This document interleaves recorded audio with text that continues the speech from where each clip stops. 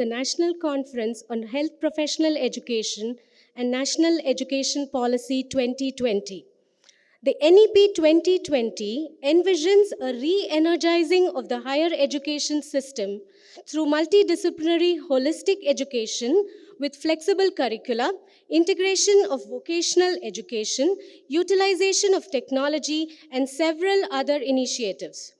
The path to successful implementation of the national education policy requires a thorough understanding of the policy, its purpose, and the practice. We at Sri Ramachandra Institute of Higher Education and Research, deemed to be university, are humbled to be organizing this national conference uniquely designed towards the strategy for making the NEP a successful reality in health professional education institutions by bringing together the visionaries, leaders, and the faculty members to deliberate and exchange their best practices. As we begin the conference with the inaugural ceremony, I request the dignitaries to kindly take their seats on the dais. May I invite our esteemed chief guest, Dr. M. Hanumantarao, Executive Director, All India Institute of Medical Sciences, Madurai, Dr. S.P. Tyagarajan, sir, former Chancellor, Avinashilingam Institute for Home Science and Higher Education for Women, and our Vice Chancellor, Dr. Uma Shekhar, to please take their seats on the dais. I request Dr. A. Ravi, Senior Coordinator IQAC, and Dr. D.C. Matangi, Coordinator IQAC, to accompany the dignitaries for the ceremony.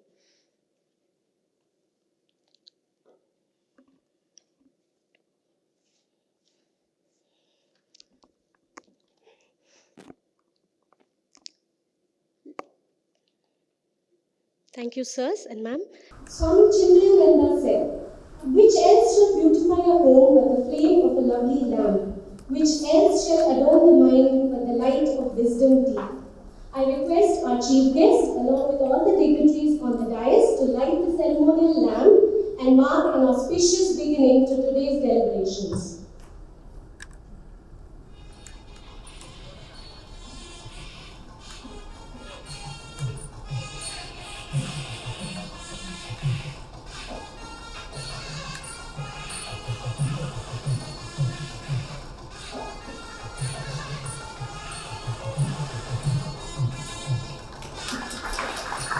We light the lamp to go down to knowledge as the greatest form of wealth, knowledge which backs all our actions. May the light remain witness to our thoughts and actions. Thank you, sir and ma'am. I now invite Dr. Uma Shekhar, Vice Chancellor Srihar, to please give the welcome address. A very pleasant and good morning to all of you. I'm indeed very honored to welcome all of you, eminent academicians, to this one-day program which is being organized by Srihar with the Quality Assurance Cell. It's a privilege for me to welcome our chief guest, Dr. M. Hanumantarao, Executive Director and CEO, AIMS Madurai. He tells me that he's also looking after AIMS Nagpur now, and he keeps traveling between Nagpur and Madurai frequently. And the other dignitaries who have come for deliberations and to deliver addresses, Dr. W. Selvamurthy, President, Amity Technology and Innovation Foundation and Chancellor of the Amity University, Dr. S.P. Tyagarajan, former Chancellor, Avinashilingam University, Tamil Nadu, Dr. S. Chandrasekhara Shetty, Vice Chancellor, Adi Chunchanagiri University, Karnataka, Dr. Dilip Kumar, President, Indian Nursing Council, New Delhi, Dr. H. Vinod Bhatt, Vice Chancellor, Apollo University, Andhra Pradesh, Professor Dr. J. Sabarinathan, Director Academics, VMRF, Salem, Tamil Nadu, Professor M. Krishnan, Vice Chancellor, Central University, Tamil Nadu, and Dr. Manoj Murekar, Director and Scientist, ICMR. I think he will be joining us shortly. I also deem it a privilege to welcome all the other eminent academicians, people, administrators, academic administrators, our own senior professors, our Pro-Vice Chancellor, Dr. Mahesh Vakamudi, and all the MEU coordinators, MEU members, IQAC members of Srihar. It is indeed a privilege for us to host such a one-day meet on health professional education and NEP 2020. On behalf of our Chancellor, Thiru V.R. Venkatachalam, and Pro-Chancellor, Thiru R.V. Sengutuvan, and the entire Srihar family, I once again extend a very warm welcome to one and all for this one-day conference. Education scenario in India is rapidly changing today. Ever since the government brought out the NEP regulations in 2020, there has been widespread discussion among the academics in educational institutions, and we keep discussing its merits and demerits. Needless to say that healthcare-centered universities, there are plenty of opportunities as well as challenges in implementation, and it is a wholesome task if we have to follow NEP in its entirety. Higher education plays a very, very important role in promoting both human well-being, societal well-being for a developing country like India. Given the 21st century requirements, quality of the higher education is very important. And what is the aim, as the government says, is to develop good, thoughtful, well-rounded and creative individuals. That's the ultimate aim of higher education. And implementation of this policy, so to say, has societal and economic implications, not to mention the political implications as well. At present, there are 1,113 universities in India and about 43,796 colleges in India. Uttar Pradesh, Maharashtra, Karnataka, and Rajasthan have the most number of institutions. The higher education in India has a gross enrollment ratio of 27.3%, which includes a little bit more females than males.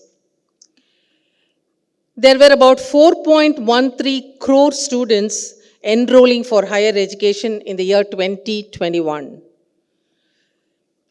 If you look at the data, there are 24 students per instructor and 29.7 teachers per college in India. That's what the data says.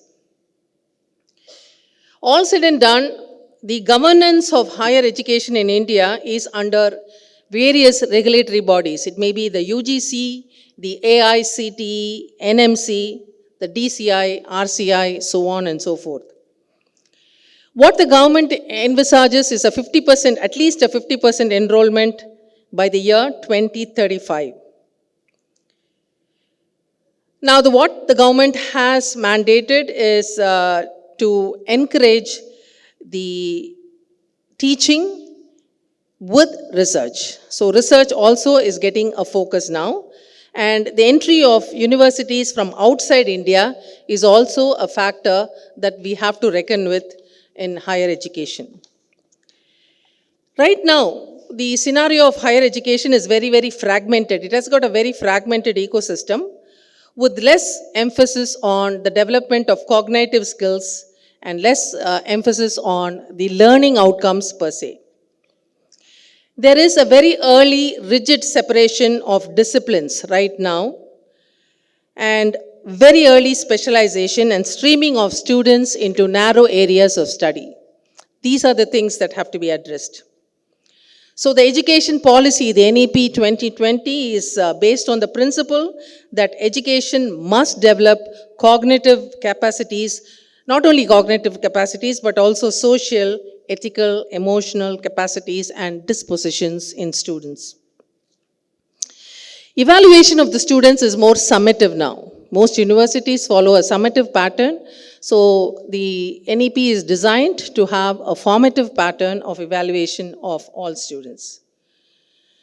Whatever we talk, the teacher is the center of any fundamental reforms in the education system. So the new education policy re-establishes the role of teachers, establishes and the respect for the teachers who are the essential members of the society because they are the people who shape the future generations. We need teachers, we need competent teachers who possess innovative pedagogical skills, techno-pedagogical skills, management skills, academic and leadership skills. So these are the qualities that are expected of a good teacher. But sadly, the NEP does not address the funding for all these qualities that are required for teachers' training. So now the institutions have the option to run the open distance learning and the online programs, provided they are accredited to do so. So this will enhance their offerings in academic perspectives, have more courses, increase the GER, and provide opportunities for lifelong learning among these students.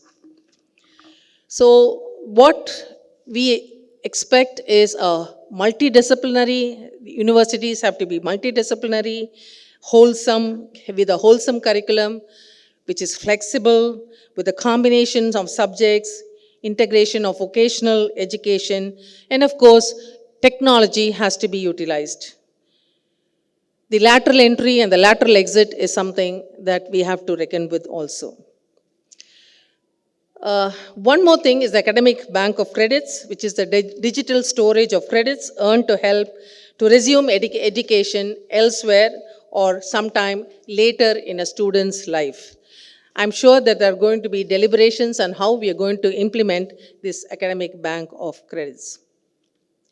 So we are in the age of technology, digitalization and innovation, and we need connectivity now to remote areas. We need to have smart classrooms, tech-savvy teachers, and all the provision of all these things comes with a cost. So the universities have to reckon with all these things when they envisage to be in alignment with NEP 2020. For health science universities per se, it is a formidable task for implementation at higher education institutions. We are assembled here today to precisely deliberate on the issues involved and the way forward towards adoption of the policy. Much is at stake, and all the national ranking systems actually take into account the extent of compliance to the guidelines of this policy. That is one thing we have to be aware of. I'm sure that all the deliberations today and the ideas put forth are going to immensely benefit academicians in senior roles, policymakers, administrators, members of education units within universities, the IQAC members, and coordinators. The day's program is so planned as to have interactive sessions and panel discussions on specific uphill tasks involved in the implementation of the policy, such as the Academic Bank of Credits, National Curricular Credit Framework, integrated academic research through National Research Foundation. I'm positive that the deliberations that we are going to have today will yield to workable strategies, and the attendees will be able to acquire better understanding of the implementation pathways in alignment with the NEP. I wish all the participants an immersive time, a fully immersive time. Wishing you all a very good day, and thank you all for coming here, the delegates, the faculty, the expert members, and all the people here, and for the participation, and request you to share your thoughts and views so that we have a fruitful day to take things forward. Thank you all so much. Thank you, ma'am, for the warm welcome and also setting the stage for the conference today. I now invite Dr. A. Ravi, Senior Coordinator, IQAC Srihar, to introduce the chief guest for today. Very good morning. Let me thank the organizing team for giving me an opportunity to introduce the chief guest of today, Dr. M. Hanumantarao. He is the Executive Director of AIMS Nagpur and as well as Madurai. And he had a post-MD teaching experience of almost 34 years and 10 months. And he has presented 21 papers in national and international conferences, delivered 50 guest lectures, and publications amounting more than hundreds, and chaired many sessions amounting to more than 24. He had chaired international conferences in US, Canada, France, Australia, Malaysia, and Paris. He has received 4 awards, and he has authored 4 chapters in textbooks, and is also a member of several professional bodies, and he has taken several administrative responsibilities, and also is a key member in the accrediting bodies. Now I welcome Professor M. Hanumantarao. I request Professor Mahesh Makamudi to honor Dr. M. Hanumantarao.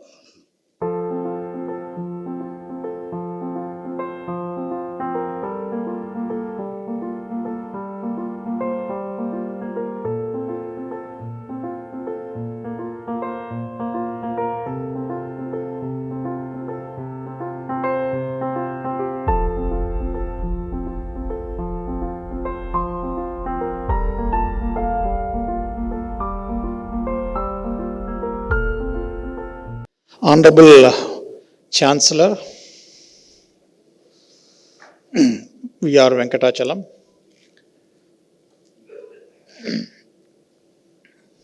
Pro Chancellor, Sengutavanji, and Vice Chancellor, Dr. Umashekar, Pro Vice Chancellor, Dr. Mahesh Vakamudi, and Dr. Tyagarajan, and Dr. Ravi, and all the resource faculties sitting in the first few rows, and the administrative wing and the faculty of Srihar. A very warm good morning, Vanakkam and Namaskar to all of you. It is indeed a privilege and pleasure for me to stand before this august audience and give the inaugural address with regard to health professional education, which is sponsored by NAAC. And we start the talk with a small sloka on Lord Sri Rama. Apadapahartaram dataram sarvasampadam lokabhiramam Sri Ramam bhuyo bhuyo namamyaham. This is pertinent that this institute started almost 3 decades ago as Sri Ramachandra Medical College and Research Institute. And in these 30 years, it has made progressive development and started adding on a lot of colleges like nursing, dental, pharmacy, allied health sciences, and a lot of, I was told 14 different colleges exist under this roof. It has grown up like a big banyan tree with a lot of birds taking shelter, and it has given a lot of employment, and it has taken a lot of development and advances of medical education and research. I convey warm greetings from AIMS Madurai, that is my original place of work. And this AIMS Nagpur is a temporary assignment for about 6 to 9 months because the director had finished her tenure there. With this, we'll start the deliberations on this health professional education. I'll be touching upon a little bit of the guidelines that have been proposed.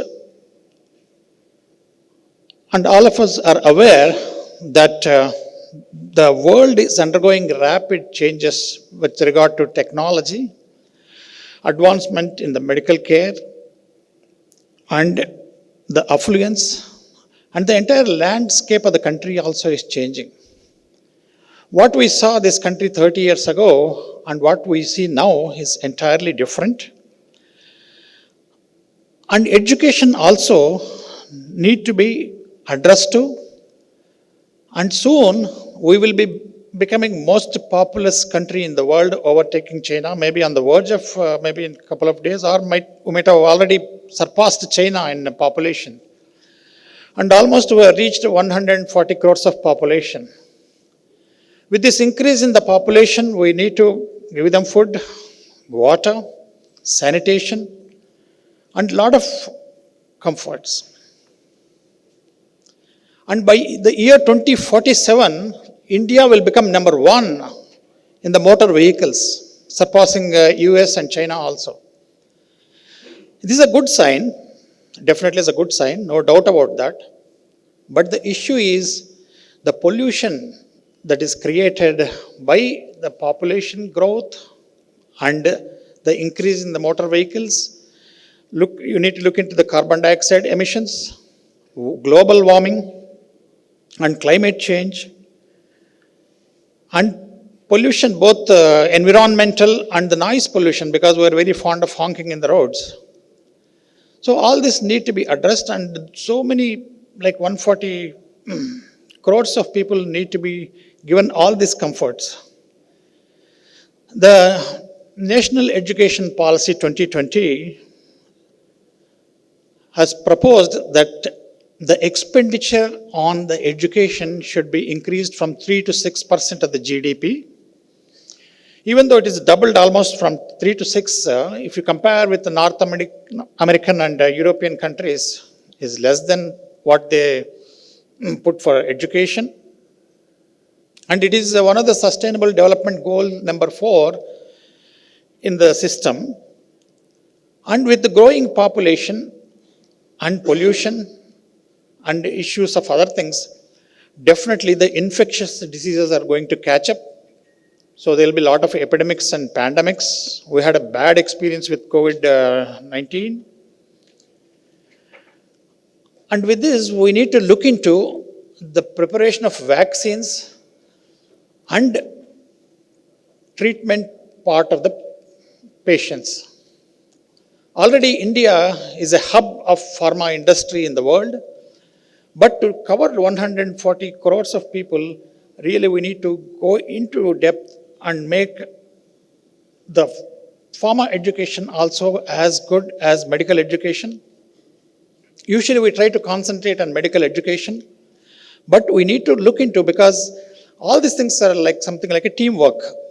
So we need to give importance to nursing education, the paramedics, allied health sciences, dental, and all these things. And there should be a holistic method of looking at and developing everything together, because all the things develop together only, then we can't flourish. And coming to medical education, the National Medical Commission and erstwhile Medical Council of India have suggested a lot of changes, and some of the changes have been incorporated already.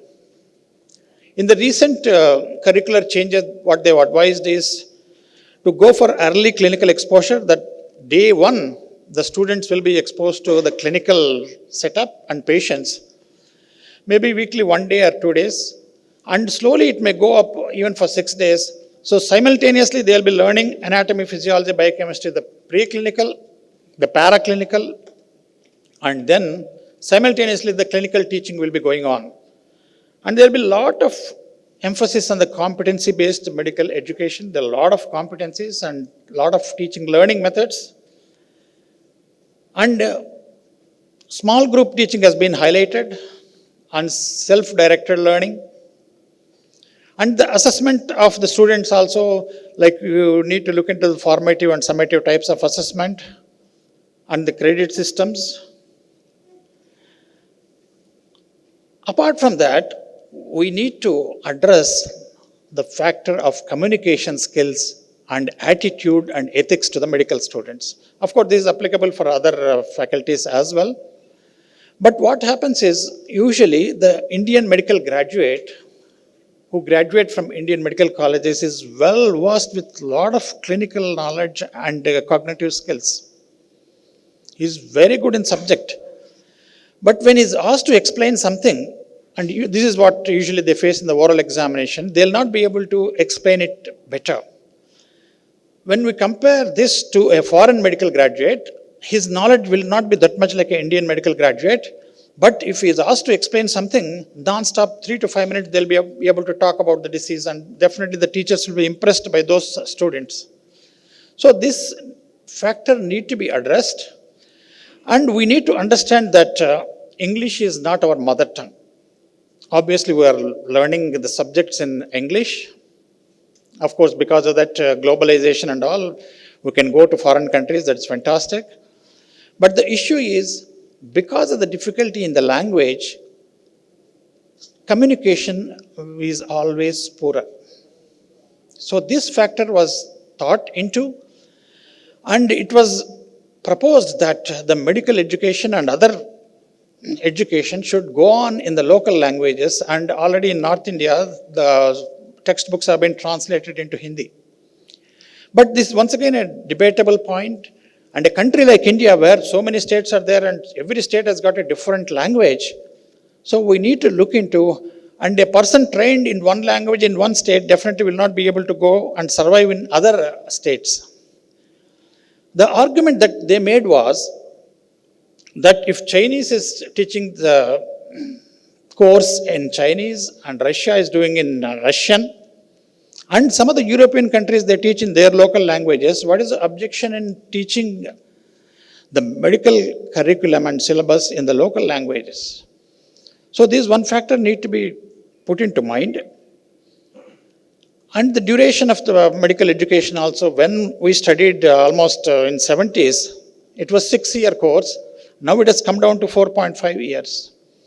And recent amendment made by NMC is, like preclinical will be first year, and second phase will be only for 1 year, and the third phase will be 2.5 years. That means 1 plus 1 plus 2.5. So total it will be 4.5, but they are emphasizing on the clinical education more. And obviously we need to look into the curriculum, the hard work need to be made, and it is important that teacher plays a crucial role in any education, more so in the medical field. And the teachers should take up the leadership role, and they should be proactive, and they should be hardworking also. I'll tell you a small story here, like which we learned almost in our elementary schools and all, that lion is king of the jungle, is boss of the forest. But if it doesn't work hard and sits in the den, doesn't come out, and doesn't catch the animals and eat, it is going to fast and die. If the lion thinks I am the boss, I will not go out, food should come to me, food never comes to that. It has to go, chase an animal, and in the process it may get injured, it may bleed, something may happen to the limbs also. But unless it goes out and fetches the animal for eating, it will not survive. So hard work is very, very important even for leaders. So here the leader is a teacher. So they should come out of the comfort zone and air conditioning rooms and all, like students. Students also should be hardworking, and the teachers also should be hardworking. And remember, education is going to be very, very expensive. Expenditure is going up day by day. And it is observed in a beautiful study in All India Institute of Medical Sciences, New Delhi, that the central government spends 1.76 crore rupees on training one MBBS student. Yes, you have heard it correct. It is 1.76 crores. They took into the land, real estate, the buildings, the equipment, the hospital, the patients, the faculty salaries, everything was took into, and the amount is 1.76 crores. And this graduate coming out of these INIs, institutes of national importance, the next day he'll be thinking of going to foreign countries and make a good living. We don't object to that. But having obtained an education worth of 1.76 crores, at least he should have the service motto of serving the country at least for 1 or 2 years. The rural service, even though it was debated by a lot of doctors and specialists, but when you are getting so much of benefit from the government, I think we should give it back to the government or to the society and community, at least by serving 1 to 2 years. I think this policy is also going to be incorporated very soon and already is been done in a couple of states. And of course, things are lingering in the courts and all. But as an academician and as a person who got a benefit of so much of 1.76 crores of money, at least 1 year or 2 years one should spend in the primary health centers and villages doing rural service so that it will be win-win situation. The doctor will learn and of course the patients also will get benefited. And these MBBS students pay annual fees of 5,000 rupees per annum only for Government of India. That means they pay 5,000 rupees and they get a benefit of almost 1.76 crores. And we need to look at the communication skill, which already I mentioned. And apart from that, we need to teach them the attitude and ethics. And ethics are very, very important. And definitely, once a good doctor with good attitude and ethics is going to make a lot of difference when compared to his peers. And with this quality higher education, definitely you will become economically independent. And it becomes a basis for knowledge creation. And we need to think of innovation also here. And of course, research has already been mentioned. And all the institutes are like, they're mentioned like higher education and research. So the names itself indicate that the institute should research. And all the faculty in the promotions and all is expected that they have to have the number of publications so that they can get promoted. If you look at the doctor-patient ratio in India, it is 1:1,445. But this includes all the doctors, not only allopathic, Ayurveda, Unani, everything, homeopathy. Since you have included all these divisions, the figure looks less, but actually things are not that good. But because of this gap, we need to reduce the supply and demand between the doctor and patients. And the WHO recommends that one doctor should be there for 1,000 population. But here we are 1,445, but we are adding all Ayurvedic doctors and Unani doctors, homeopathic doctors, everyone. Because of that, ratio looks better, but things are not that good.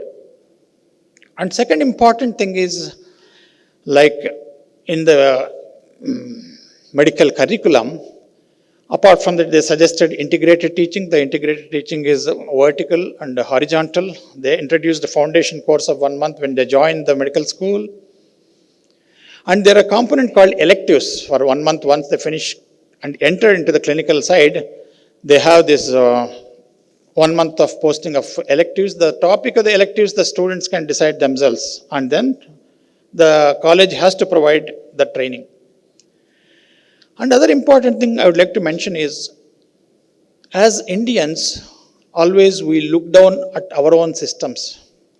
But some of our systems like Ayurveda is very good. Yoga is very good. One good example is till 2015, when Narendra Modi ji has introduced as an International Yoga Day, yoga was done only in India and limited places. But once it is made an international event, then all over the world people started doing yoga. So we wait for a white-skinned person to come and tell us, this is great, then only we believe it is great. So this attitude of looking down at our own systems is not correct. We need to give equal importance. So there should be integration and holistic way of system of amalgamation of this Ayush to allopathy. It is being planned by the central government. And other important thing is Niti Aayog is introducing a concept called family medicine, which was there almost centuries ago also, where doctor used to come to home and look at the patient, and then he used to give a slip with prescription, and we used to get those drugs and take. And he will be coming next day again and with a thermometer and stethoscope and examine you and go back. So this family medicine system is once again being reintroduced, and a lot of medical college and INS and AIM, lot of AIMs have opted to start this family medicine course. And apart from that, India is going to excel in sports as well. So soon we should start. I think some of the colleges would have started. Maybe I think Ramachandra also has done it already. Sports medicine. So the sports medicine also has to be given equal importance, and we should start course, and the curriculum should include that also, and the undergraduate curriculum as well. Apart from that, we need to cover and look at the patient safety and quality of treatment being given to the patients. Of course, the cost of treatment is tremendously high, but we need to look at and go for affordable treatment. And we need to look at the community health care and prevention of the diseases. All of us know prevention is better than cure, so we need to look into that preventive aspects. And the community medicine takes a lead role here, and that is the reason why the community medicine teaching starts from first year onwards till they finish that examination. It has been mentioned in one good study in US that the medical errors and negligence leads to death of that many patients of 4 Boeings being crashed every year, killing all the passengers and the crew members. That means that many people are dying every year because of medication errors, medical negligence and other things. Do we accept or do we allow every year 4 Boeings being crashed and everyone getting killed in the accidents? No. But the number is much bigger in medical field.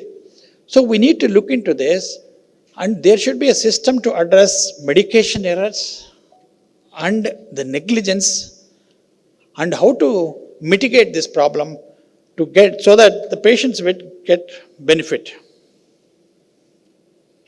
So I appreciate the vision of Sri Ramachandra Institute of Higher Education and Research in thinking all this and organizing this wonderful conference. I thank the organizers for giving me the opportunity to exchange some of my views. I wish the conference all the success. I am sure all the faculty of Ramachandra Medical College and the resource faculty who come all over India and the delegates definitely will be enlightened with knowledge by the end of the day. Thank you very much. Nandri, Dhanyavad. Jai Hind. Thank you so much, sir, for your enlightened talk and sharing your valuable thoughts on health professional education and NEP 2020. May I now request Dr. Uma Shekhar, our Vice Chancellor Srihar, to welcome Professor S.P. Tyagarajan, sir, former Chancellor, Avinashi Lingam Institute for Home Science and Higher Education for Women, and our former Dean Research at Srihar. I would invite Professor S.P. Tyagarajan, sir, to please share a few words. Good morning to all of you. With the spiritual blessings of Founder Agya and the inspirational best wishes of our present Chancellor, Sri V.R. Venkatachalam and R.V. Sengutuvan, we are now conducting this NAAC-sponsored National Conference on Health Profession Education and National Education Policy 2020. Respected Vice Chancellor, Dr. Uma Shekhar, respected Pro-Vice Chancellor, Dr. Mahesh Vakkamati, distinguished Chief Guest, Dr. Hanumanta Rao, IQAC Coordinator, Dr. Ravi, Co-Coordinator, Dr. Madangi, distinguished experts who have come in for this particular national conference, Dr. Chandrasekhar Shetty, Dr. Vinod Bhatt, Dr. Rajkumar, Dr. Sabarinathan, Dr. Krishnan, and above all, our national mentor, Dr. W. Selvamurthy, and all the other distinguished experts who have come in here. I am really grateful to Dr. Uma Shekhar for having invited me to say a few words. Already, Dr. Uma Shekhar herself, as well as Dr. Hanumanta Rao, have given a layout of the NEP 2020 specifications and how exactly the Indian higher education system has to proceed on. I would like to touch up one important thing, that Sri Ramachandra Institute of Higher Education and Research has been very well documented for the dynamism of the internal quality assurance cell for the last more than about 1.5 decades, with its yeoman kind of initiatives that it has taken in bringing in quality into the system, both structurally and systematically into the institution. It has been a great endeavor on the part of the IQAC for taking up this initiative of conducting the NAAC-sponsored national conference, bringing in NEP into health profession education. As it has been indicated in the NEP 2020 document, it has been, as everybody says, an ambitious kind of a educational reform package.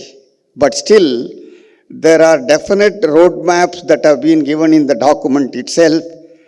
I would only like to place before the IQAC as well as Srihar that what has been outlined in the NEP could be initiated in stages.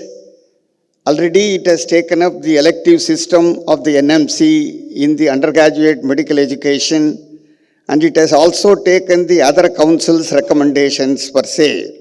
However, it may be important to do certain pilot studies. That is what has been specified by the NEP 2020 in the professional education sector. The pilot studies can be bringing in teaching learning reforms by integrating multidisciplinary education, synergizing technology in the teaching learning process, bringing in a kind of a integration of vocational education and industry immersion programs for the students by way of internships or by putting them into incubator culture, bringing in institutional innovation ecosystem. Further, as it has been outlined by the National Research Foundation, the university through the IQAC can experiment some of the research initiatives outlined in the National Research Foundation by integrating the sustainable development goals into the student research and the departmental research, may it be a sponsored research or institutionally driven research program, so that education goes nearer to the society and discharging the duties of the educational institution to the society at large, which is important for elevating the national economy to the $5 trillion economy in the coming years. Let me wish the conference every success. Thank you all very much for the opportunity. Thank you so much, sir, for your constant guidance to our IQAC at Srihar and continued mentoring that you offer to us at Srihar. We look forward to your insights through the day today. I now invite Dr. D.C. Matangi, Coordinator IQAC, to propose the vote of thanks.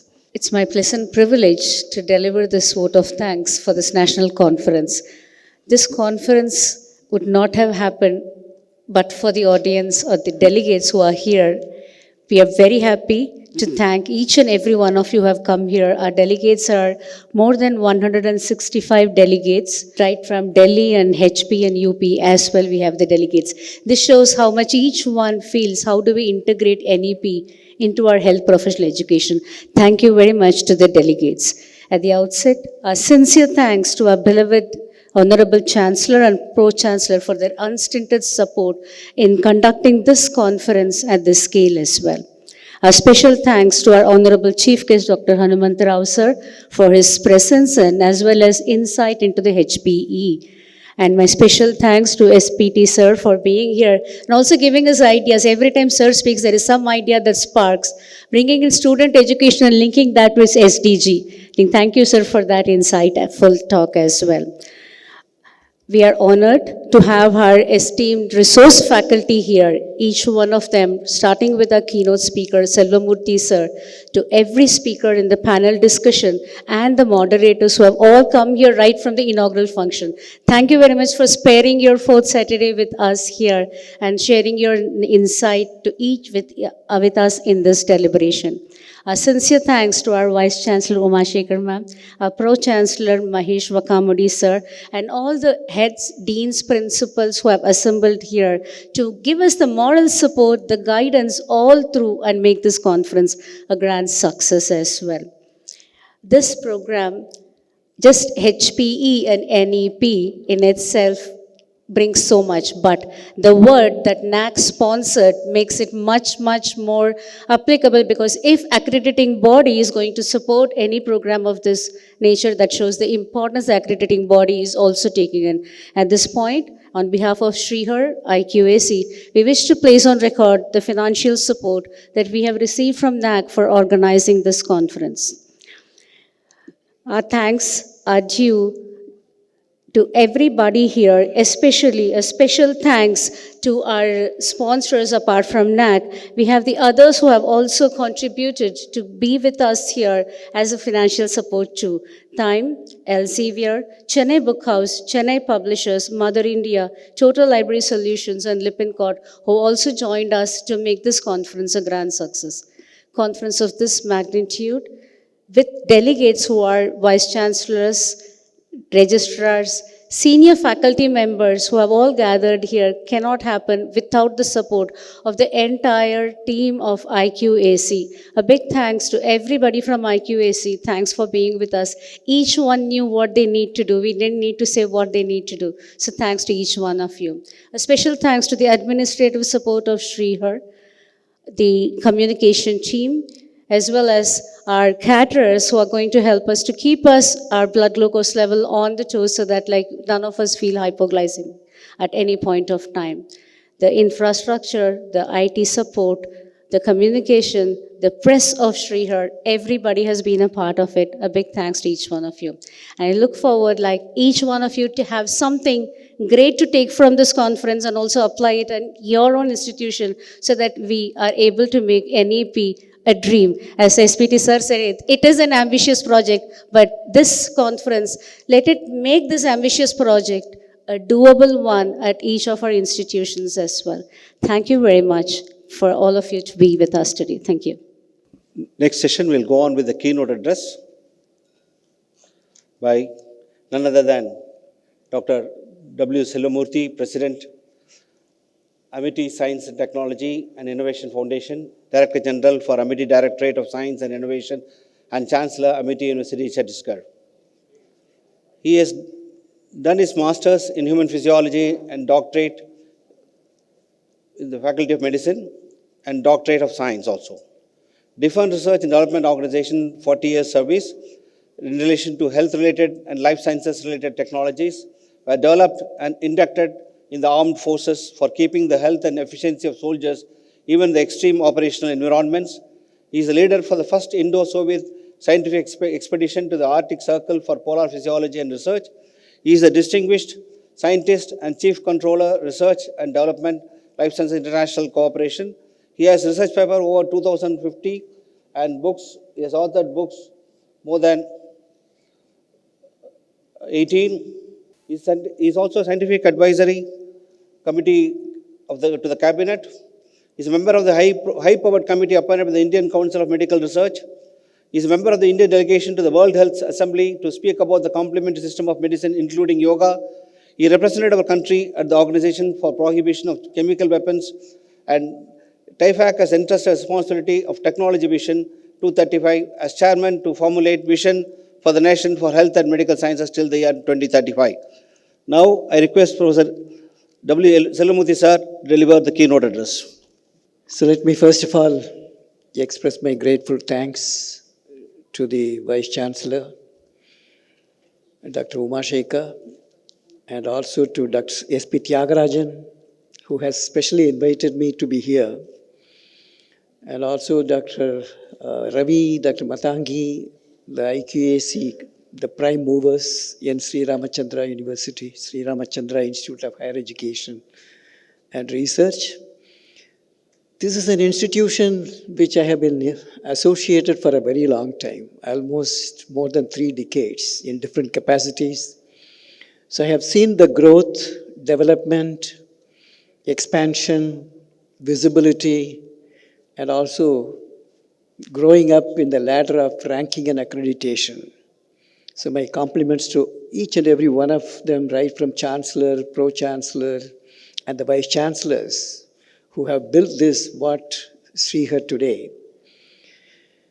Particularly Tyagarajan has played a very important role, because I know him, that every brick he has seen, particularly in research and innovation here. And I'm so happy to be back in my own motherland, my own state. I belong to Tamil Nadu, so I'm extremely happy to be here. So I'm going to share with you in the next about 30 minutes at how this national education policy is going to transform India into an educational hub, knowledge hub, bring the glory of our 5,000 years ago when India was a knowledge superpower. We had Vedas, Upanishad, Bhagavad Gita, Yoga, Ayurveda. All this existed in our country 5,000 years ago when civilization was still developing elsewhere. So that is our country. It is there in our genes, sanskars, atma. So that is why this, how do we bring this glory back? The whole National Education Policy 2020 is aiming at that process, that system, that implementation which is required to bring that glory back. So my deep appreciation for this great initiative and also to NAAC for having sponsored this, because NAAC also has brought a quality in our educational system, research, innovation, in all the higher educational institutions, whatever criticism may be, but NAAC has brought what it is today by healthy competition, the quality enhancement which happens through the NAAC. So thanks to the NAAC for also sponsoring this at Srihar, the nodal institution who is hosting.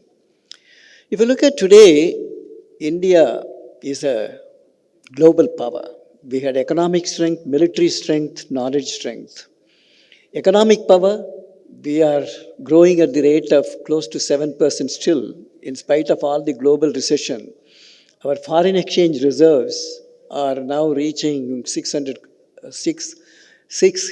billion US dollars. So that is the foreign exchange reserves, FDI flowing in, Sensex soaring above 60,000, 63,000. So all this is a good indicator that India is becoming an economic power.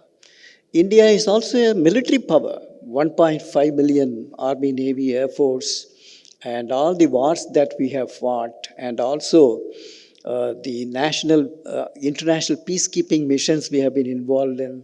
All this indicate we have a professional armed forces. Now with our own indigenous system of weapons coming in, missiles, aircraft, radars, sonars, torpedoes, and many other technologies, defense technologies, we are reaching self-reliance and critical defense technologies, so military power. India is a knowledge power today, because as was rightly mentioned by Vice Chancellor, today we have more than 1,100 universities, about 50,000 colleges, and we have a few lakhs of schools. So we will be churning out the knowledge workers to the whole globe, not only to India, the whole globe. 1 in 4 of every graduate or postgraduate will be from Indian educational institution. The portals of Indian educational system that person would have gone through. If that is going to be the scenario, the knowledge power, we have a great responsibility. How do we churn out the quality knowledge workers to the whole globe? That is where the theme of this conference comes in. How do you bring, standardize, achieve a high level of excellence in education for holistic development? Just not only giving degrees, professional capability, but you have to develop them as the future global citizens. How do we do that?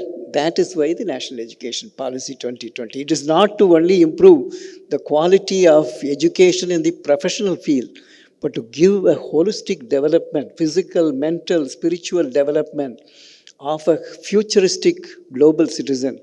That is the objective of the National Education Policy. It's just not only to improve the teaching, learning outcome, and also the research dimension. These are all important. But above everything, that we want to create a new world order where India will churn out the future global citizens who will create a new world which will be healthy, happy, peaceful, and harmonious. If you look at the New Scientist, this is 2005 issue, February, 18th February 2005 issue.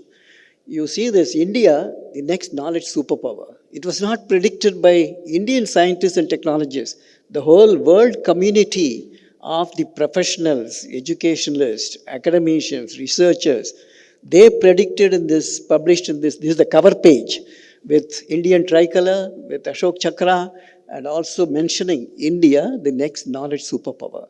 So for which you have to create that system. That is why the National Education Policy.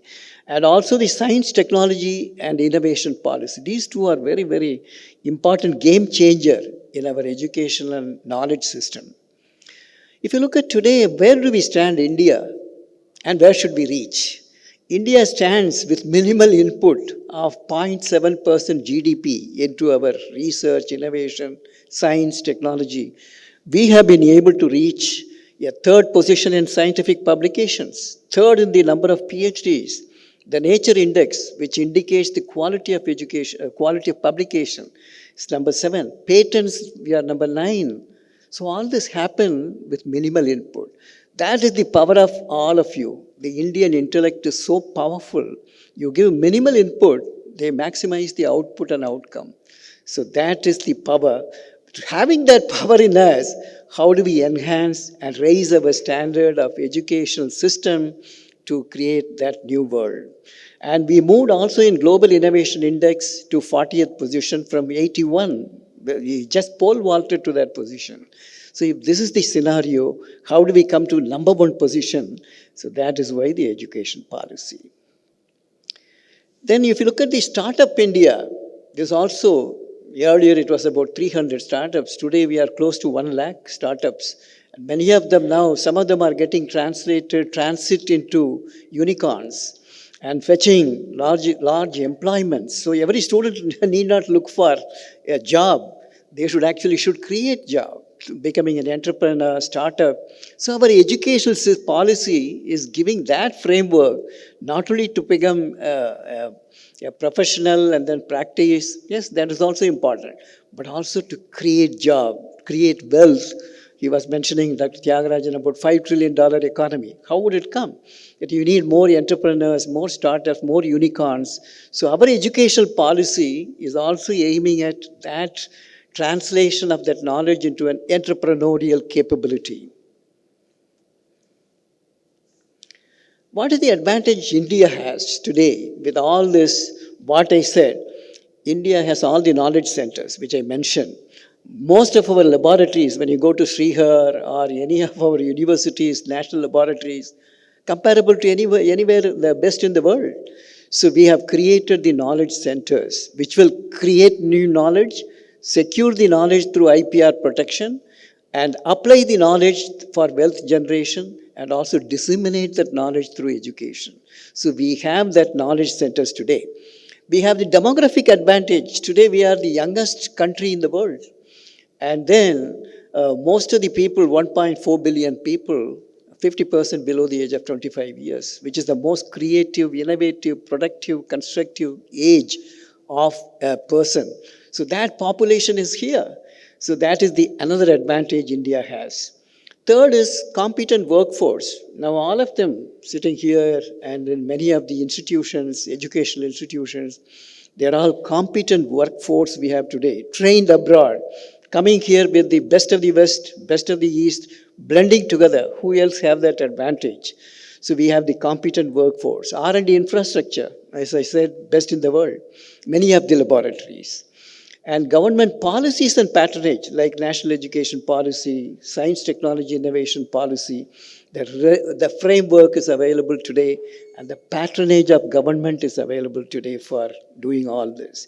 Above all, the other countries are willing to share their knowledge, collaborate with you, cooperate with you. Our Prime Minister being in United States just now, and you see the vibrance, the whole world is looking towards India. They are ready to collaborate, give critical technologies, be it semiconductor, defense technologies, drone technology. So other countries are willing to give you that collaboration and the force multiplier effect in our endeavors. So that is why the advantage India to become number one in the world and become a knowledge hub. Education policy brings that framework. Now, higher education in India today, as I mentioned, that we have a large number of people, 140 million college-going students. See the numbers. See the numbers. Why do we make them go to other places? You create that ecosystem here, so they will come and learn here. Even foreign students should come, like Nalanda, Dakshila University, which we had. People come to India to learn, so we should create that knowledge hub. So we have that number here within the country, as well as number coming from outside the country, which the national education policy is aiming at now.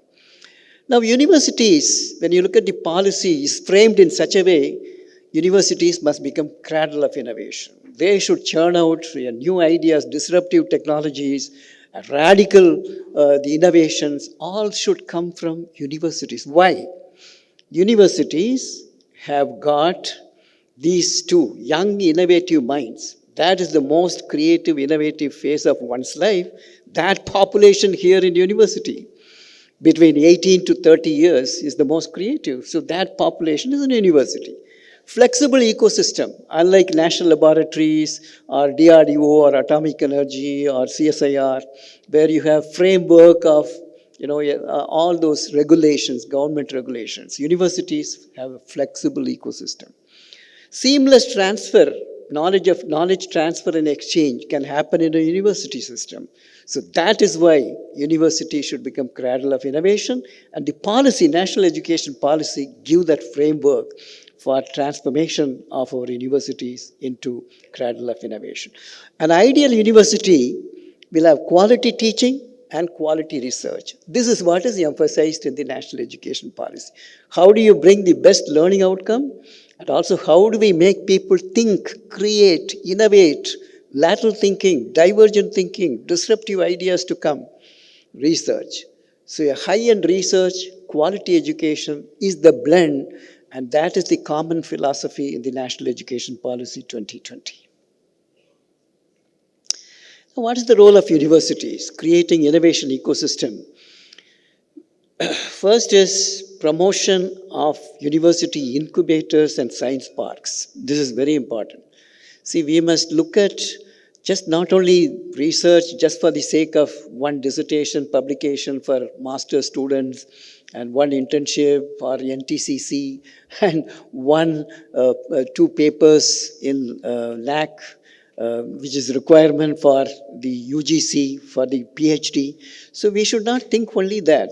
We have to also look at how do we translate them into a deliverable product, technology, process. So that is why the science parks, incubators, I'm sure you have a great incubator here. So all these are already available now. Now, what are the changing paradigm through national education policy?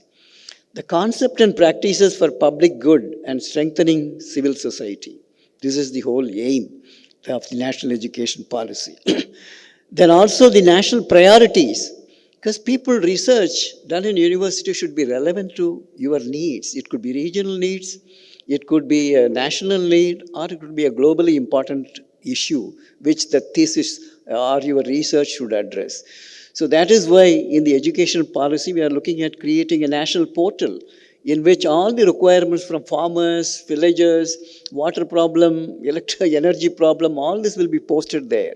So ultimately people will pick up for research topic from that portal. So this kind of system, then STRIDE, The transdisciplinary research, UGC has started, as you're all aware, STRIDE, which is transdisciplinary research, not only multidisciplinary, it could be across. A medical student will also be involved in the socially relevant medical problem. What is its social relevance? How do we take it to the people, to the patients, to the villages for prophylactic health, community health? So social scientists will also work with them. So this kind of transdisciplinary research has to happen in our educational system. And inclusive innovation, sustainability, all this should be taught to them. Environment they should know, management they should know, how to do a business they should know. When they develop a technology, healthcare technology or a health technology, they should know the business models which they have to develop to translate them into a product and commercialize it. All this have to come. That is why the transdisciplinary knowledge is important. If you are only a doctor, you know only MBBS, MD, and DM, and so on, you are in silos. So that is why we want to break that silo. Even a medical student would like to do music. He may be interested in classical music. Left and right hemispheric dominant functions to be developed in an individual. Holistic development is that. So that is why this allows that kind of transdisciplinary mobility for taking and choice-based credit system. The flexible choice-based credit system is possible through this. So this is the changing paradigm which national education policy is looking at. Then inclusivity, when you talk of inclusivity, a student may not have all wherewithal to study in Srihar or in Amity University. So he will go and work for some time, earn, and then come and learn again. So this kind of credit system, credit bank system is only aimed at helping that inclusivity in education. And also people may like to venture into a business. If they succeed, they will remain in business, may not come back to get a degree.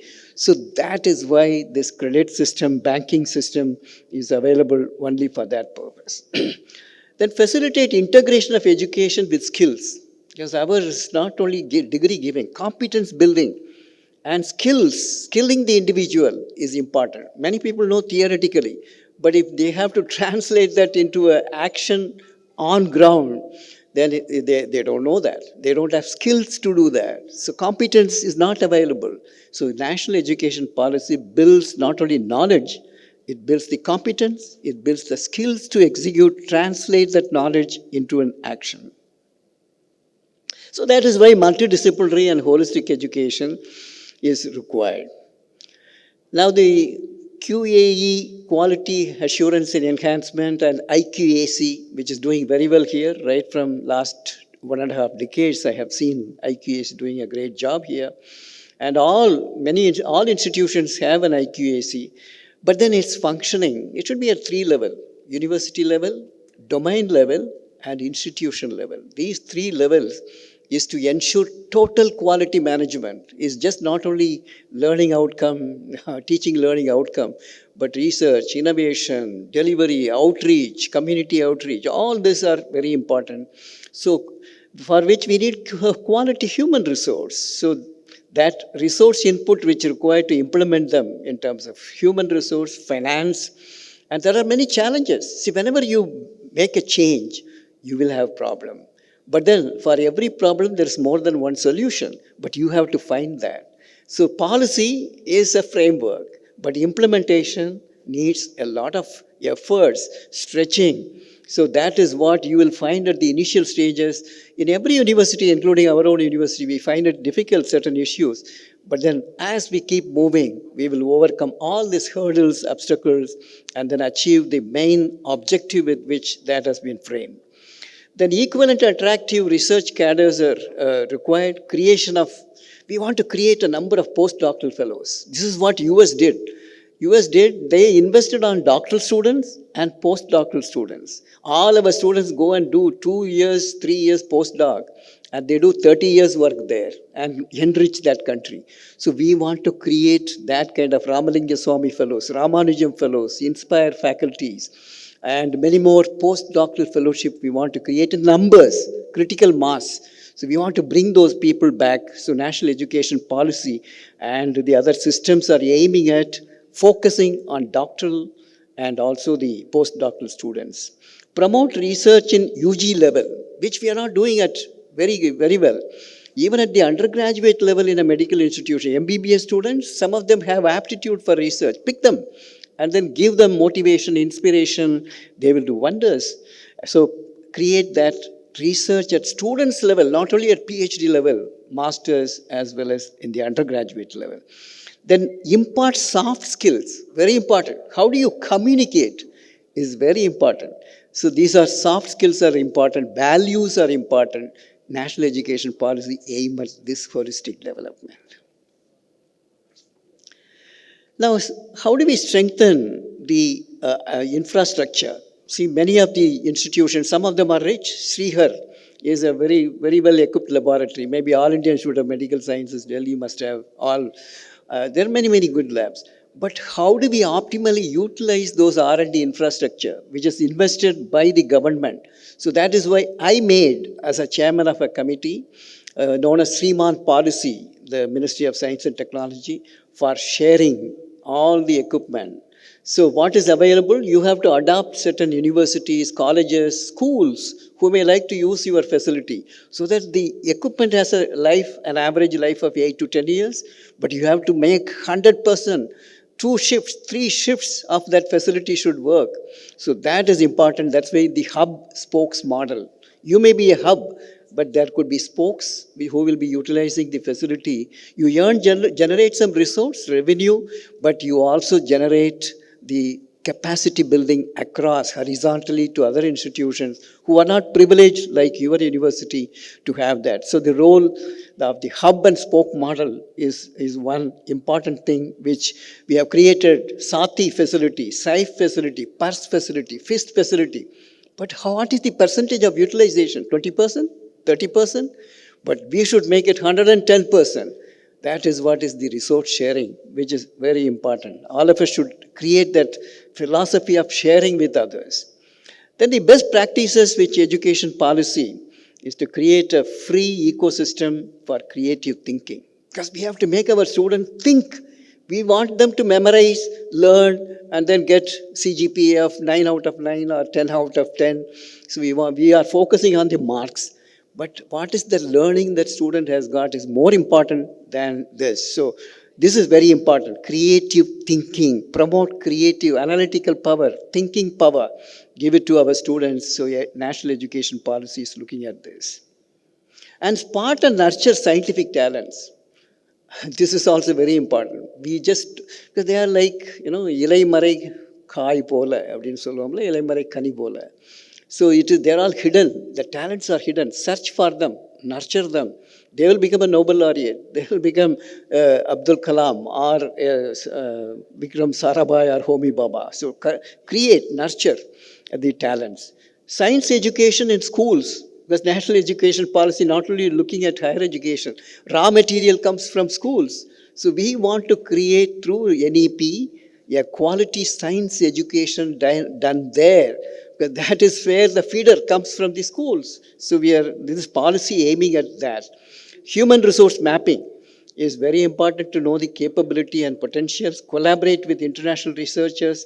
That is why dual degrees, joint degrees, and such kind of campus in campus, all this provision exists today through such a flexible system, which you never heard in the history of Indian higher education today, Indian education. It's available today. And also design capability. Because we want to talk about Atmanirbhar Bharat. We want self-reliance in technologies and also self-sufficiency in our scientific capabilities. So for which you need to create the innovative ability. So the pedagogy should change. So this is what the national education policy is looking at. How do we bring a flipped class? Make the students come prepared to the class. You just only fill up the gaps. And so flipped class. Brainstorming and field work and learning by doing, all this type of pedagogy, all this is available. So blended learning, the provision exists in national education policy. Then when it comes to research, I want to do, which is being focused in the NEP 2020, DARPA model is one, where the top down, The other one is bottom up. What we are doing is bottom up mostly. DST, DBT, ICMR, ICAR, they're all looking bottom up, even DRDO. So now we should go for top down. Look at institution, do the capability mapping, go there to that university or an institution, get the job done. This is the successful models which Caltech, UCLA, MIT, all these people have this model. They promote creativity and innovation. Learn from them. Learn from them. Not that you have to imitate them, but pick up the best practices, implement through the national education policy. This is another important thing Honorable Prime Minister brought in Tirupati, Indian Science Congress, when he was addressing the inaugural address. He was mentioning a science should connect with society. Society should get the benefit of the science. So how do we make this strong connectivity, the lab to land, land to lab connectivity?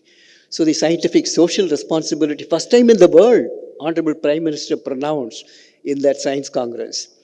And I was made the chairman to make the national policy, like national education policy.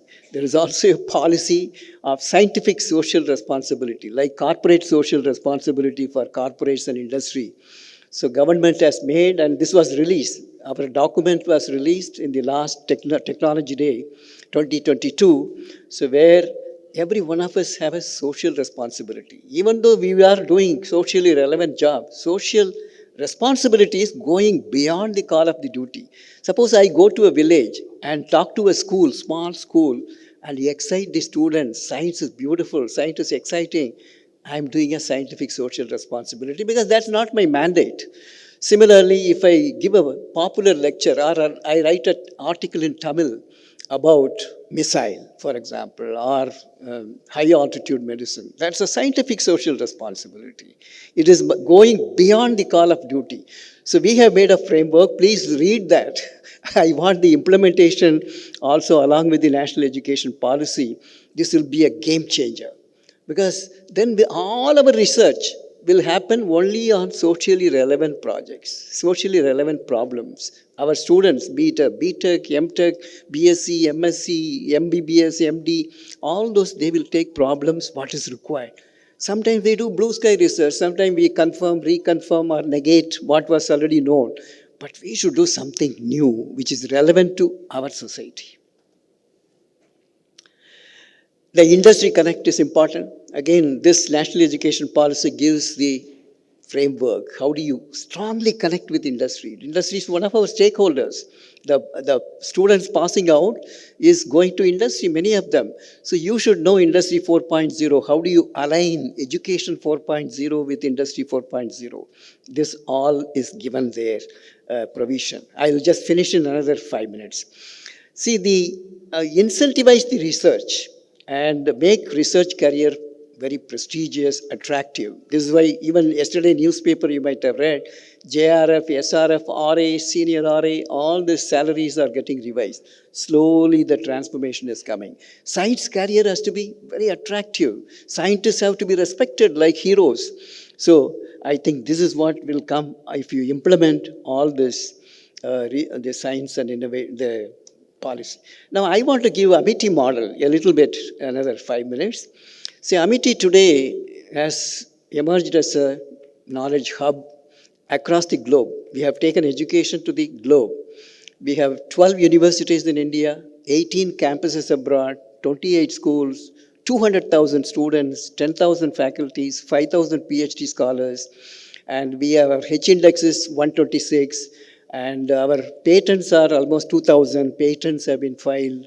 And we have transferred 30 technologies. So even though it's a young university, which is only about 18 years young, so we have been able to create this model. We have been able to implement in Amity Group, the university IQAC system, Directorate of Research and Innovation in all campuses, university research policy. We have a comprehensive research policy, project monitoring committee. Once project is sanctioned, rigorously monitored its progress, online project management software, IPR protection cell, that is why 2,000 patents, Directorate of Innovation and Technology Transfer, and DST Technology Enabling Center to mature the technology readiness level, TRL level 2 or 3 to 6 or 7. So all this we created. and incubator. We have a very strong 500 people can incubate physically there. So what I want to say is Amity is also one of the models. We are implementing NEP 2020 in a very, very, very religious manner. Now, then we created the missions to drive the system. Mission impossible. We say there should be tenfold increase in research outcome within 3 years. We achieved it. So you set targets and make these mission mode drive to achieve those targets. Then mission outcome. Everything what we do should result in a sustainable outcome. So there's a directorate of outcome. Suppose a faculty has gone to attend a conference, whom all did you meet? How are you going to connect with them? What is the value addition you will bring by the participation there?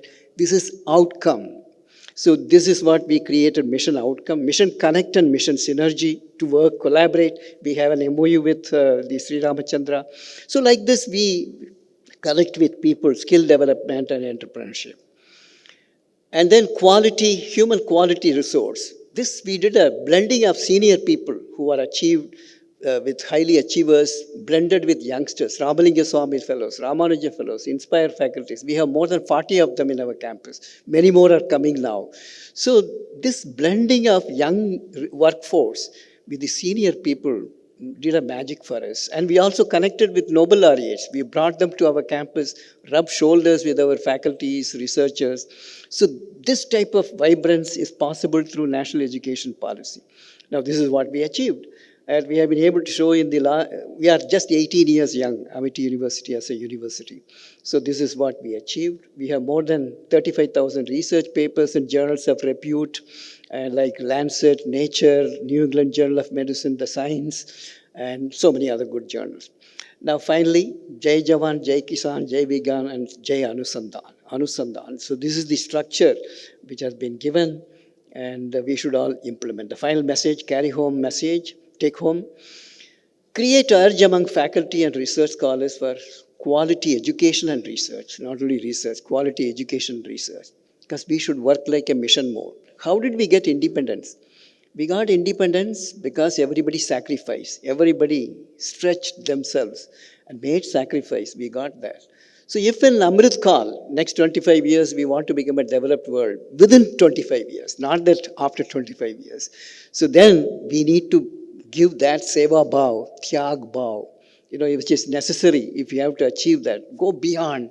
Your potentials are immense. Human mind potential is immense. Let us stretch to the limits.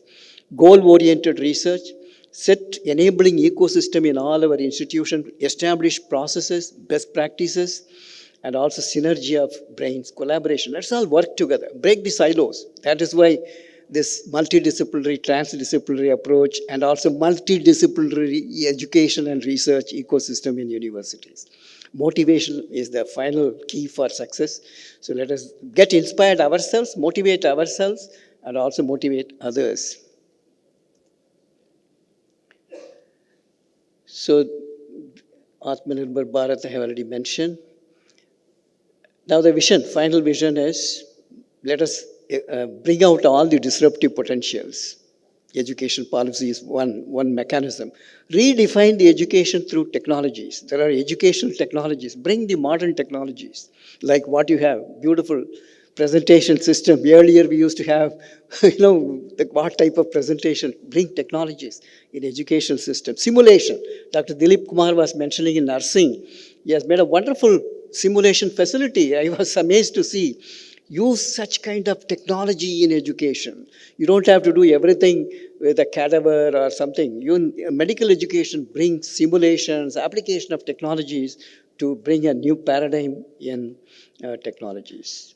Now, this is the final word. I would say science must connect with the rising aspirations of the people.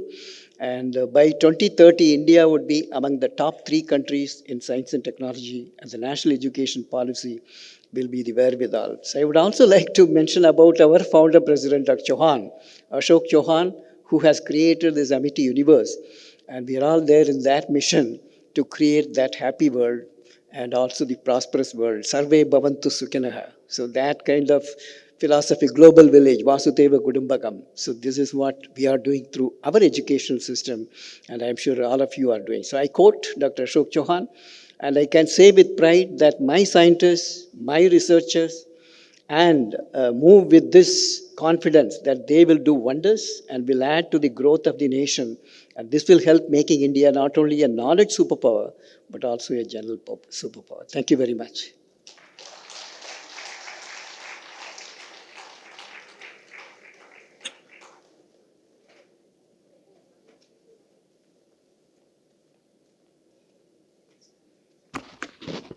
Thank you so much, sir. Sincere thanks for your time and your exceptional speech, sir. Now I would request Dr. Umashekar ma'am, our Vice Chancellor, to felicitate Dr. Selvamurthy, sir.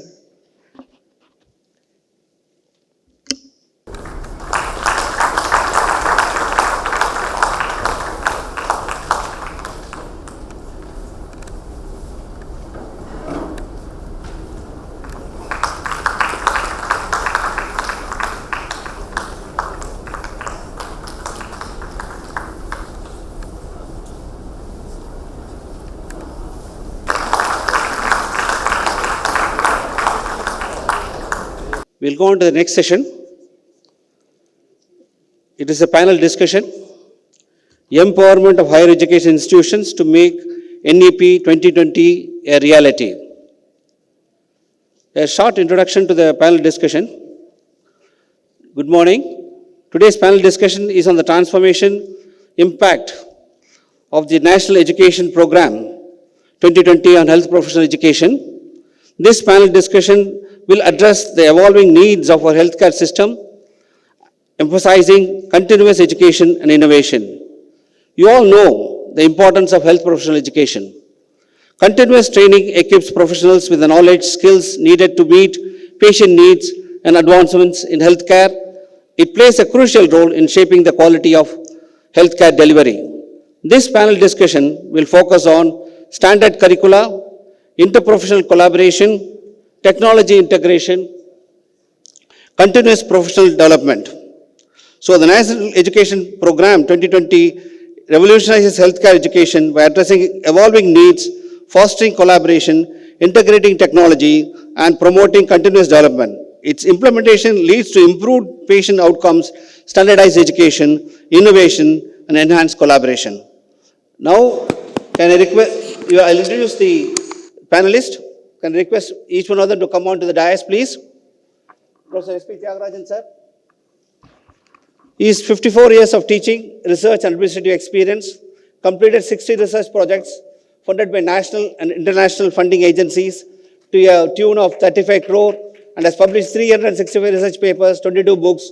He is the recipient of 42 international, national, state awards. Collaborated with international scientists, clinicians from 26 countries, has guided 32 candidates for their PhD and 12 candidates for postdoctoral research. Inventor of a patented drug called Virohip for the treatment of chronic jaundice called hepatitis B from the Indian medicinal plant Phyllanthus amaris. Serves as chairman, member of expert committees of Niti Aayog, UGC, ICMR, DST, DBT, DRDO, Ayush, WHO, NAAC, peer teams, and developed UGC regulations, multi-centric research projects of funding agencies, and national programs of MHRD and MOE.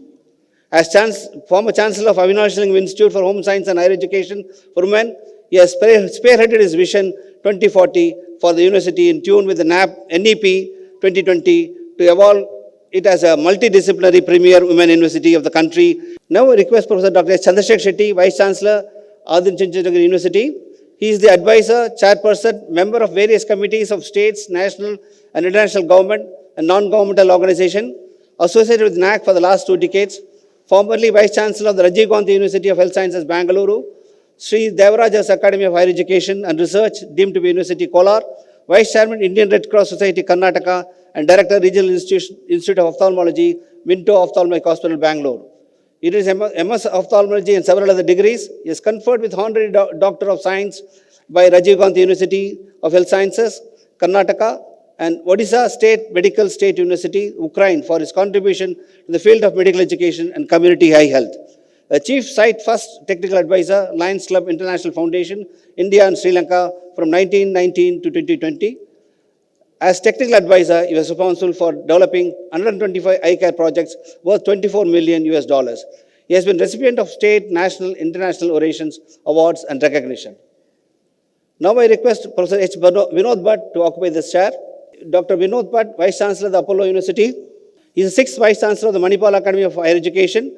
Dr. Bhatt led the university to being conferred the coveted title of an institution of eminence, set up more than 100 centers and 15 departments in the university, MD in Community Medicine, Honorary Fellow of the Royal College of Physicians and Surgeons, Glasgow, served as the board of the Group of T International Universities, Leuven, Belgium, International Board of Advisors, Global Next University, Kuala Lumpur, Editorial Board of Journal of Rural and Remote Health, Australia, co-chair of the FICCI Higher Educational Committee for the year 2017 to 2018, championed the cause of internationalization of higher education, established network over 250 universities across the world, international student exchange, dual degree programs, and active academic and research collaboration.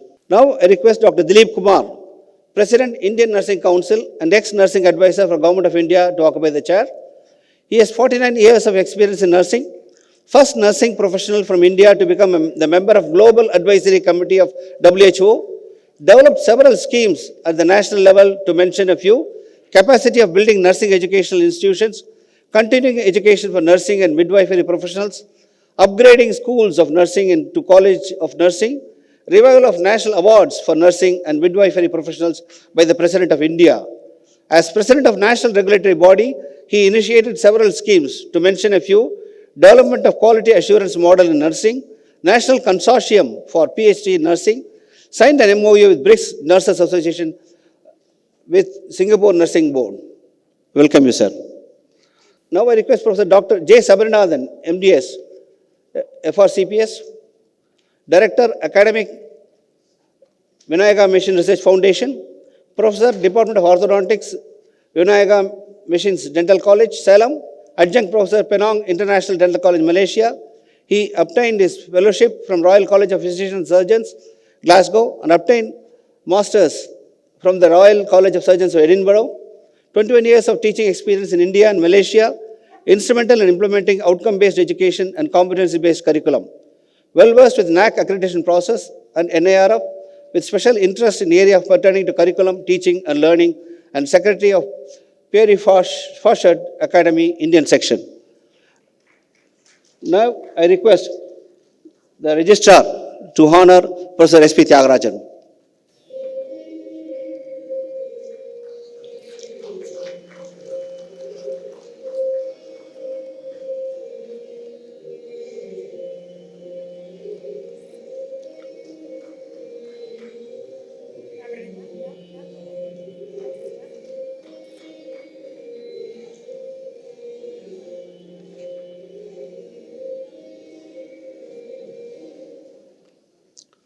Now I request Dean Research to honor Dr. Vinod Bhatt.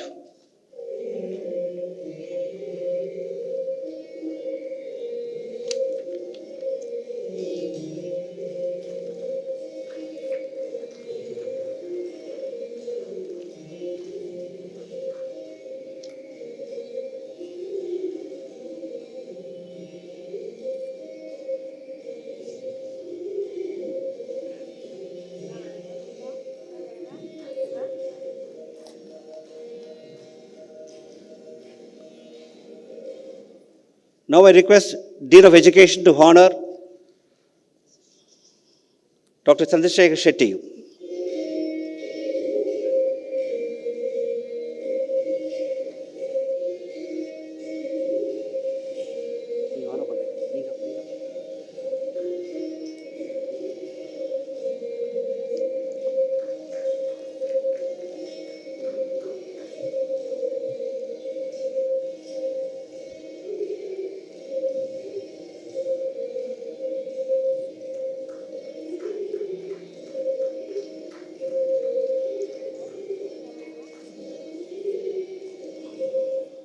Now I request our Vice Chancellor to honor Dr. Dilip Kumar.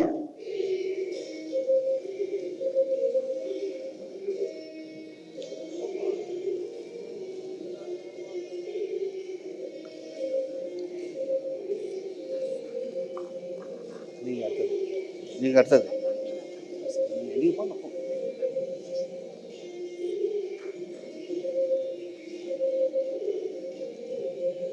Now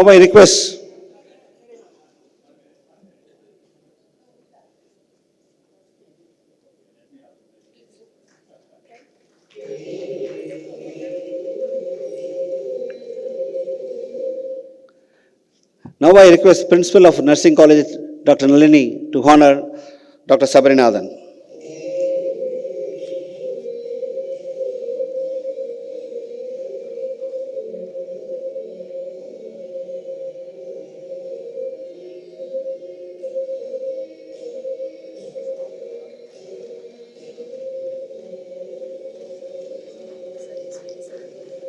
I'm going to hand over.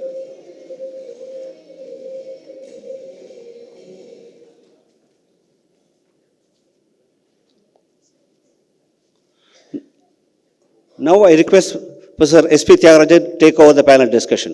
Thank you, sir. Respected panel experts who are coming here,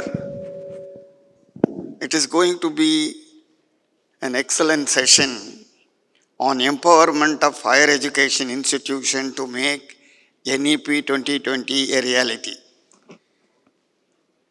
In view of the fact that it has got different dimensions of this particular theme, we had an earlier discussion among our panel members, and then we thought we will try to be focused on some specific sub-themes so that each one of us will be able to deliberate upon.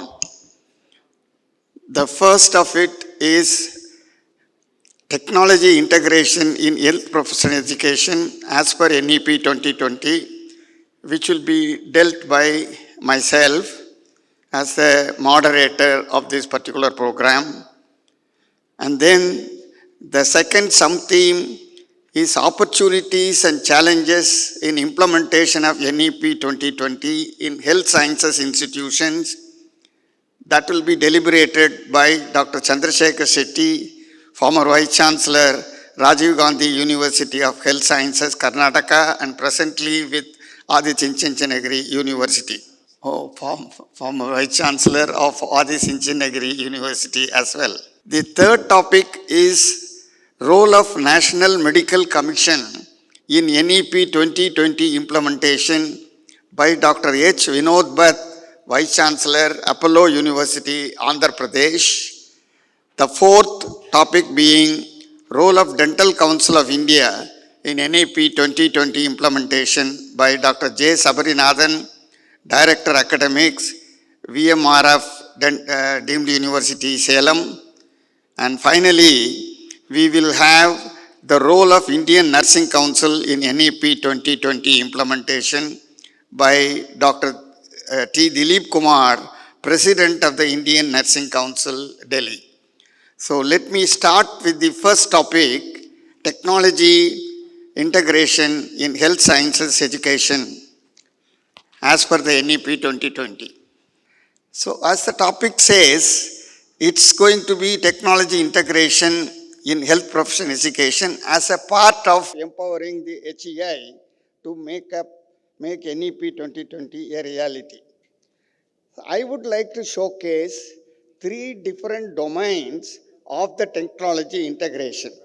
One is in the area of digital health, how the national digital health scenario has been propagated by the country as well as the NEP 2020 with integrating technology into health domain with a vision, National Digital Health Mission, principles of it being overlaid with the building blocks, standards of regulations, their application, the services that have been provided, about 36 different dimensions of services in the digital health mission has been provided for the country, and also the ways and strategies of institutional infrastructure strengthening and structuring the digital health is in case of healthcare scenario.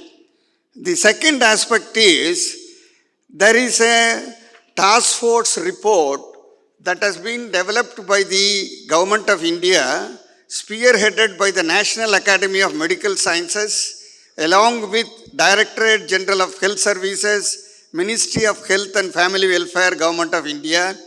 It has been released in February 2023 about task force on artificial intelligence in healthcare in India. It covers not only healthcare but also education and research. The third dimension is education. Today's education is expected to be integrated as per the NEP 2020. It's not the usual type of a classroom kind of a teaching process where 100% of the educational cycle is taken care of only by the university. Today, the role of the university stops with 50% of whatever dimensions of experiential learning which is to come in, fully integrated by dynamic technology, which may be incorporated in lectures, learner experiences, imparting relevant skills through the university system, the assessment and credibility of an objective nature, including MOOCs as a part of the teaching learning process, incorporating simulations as a part of the training for the students in the medical area. And these are kind of 50% of it is overlaid by the research capability inculcation partially and mostly in collaboration with the industry. The remaining 50% of the teaching learning process, which is again, I must stress that it will be experiential kind of a learning, 25% of them will be contributed by industry. It is not just a kind of a partial or peripheral kind of a role to be played by the industry. It is to be fully integrated not only in the curriculum development but also in the curricular transaction, teaching learning through immersion technologies in the industries as well as internships and the facilitating the kind of in-situ trainings for developing the startup culture. Another 25% will be with the society. You make the students to see that they are in the society during their regular teaching learning process itself. And that is what is intended for in the Sustainable Development Goals as well as a scientific social responsibility policy that has been generated under the chairmanship of Dr. Selvamurthy and being implemented by Government of India.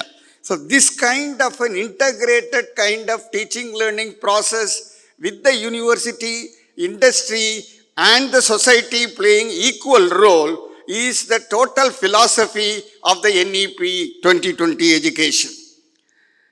By doing so, it is possible and expected that the 21st century skills will be imparted to the students, which may include the life and career skills, which may be the knowledge power that they may get, along with information, media and technology skills, learning and innovation skills, and communication and collaboration, which makes it as a holistic individual suitable for the 21st century India.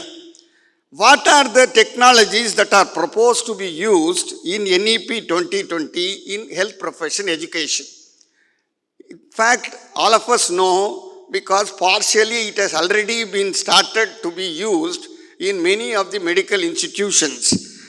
It is now expected that you will integrate artificial intelligence and machine learning, data analytics, electronics and diagnostics, computer-assisted learning, skill and simulation learning, augmented reality, virtual reality, robotics, remote health monitoring, digital health, telehealth, wearable and portable technologies, mobile health and biomedical engineering.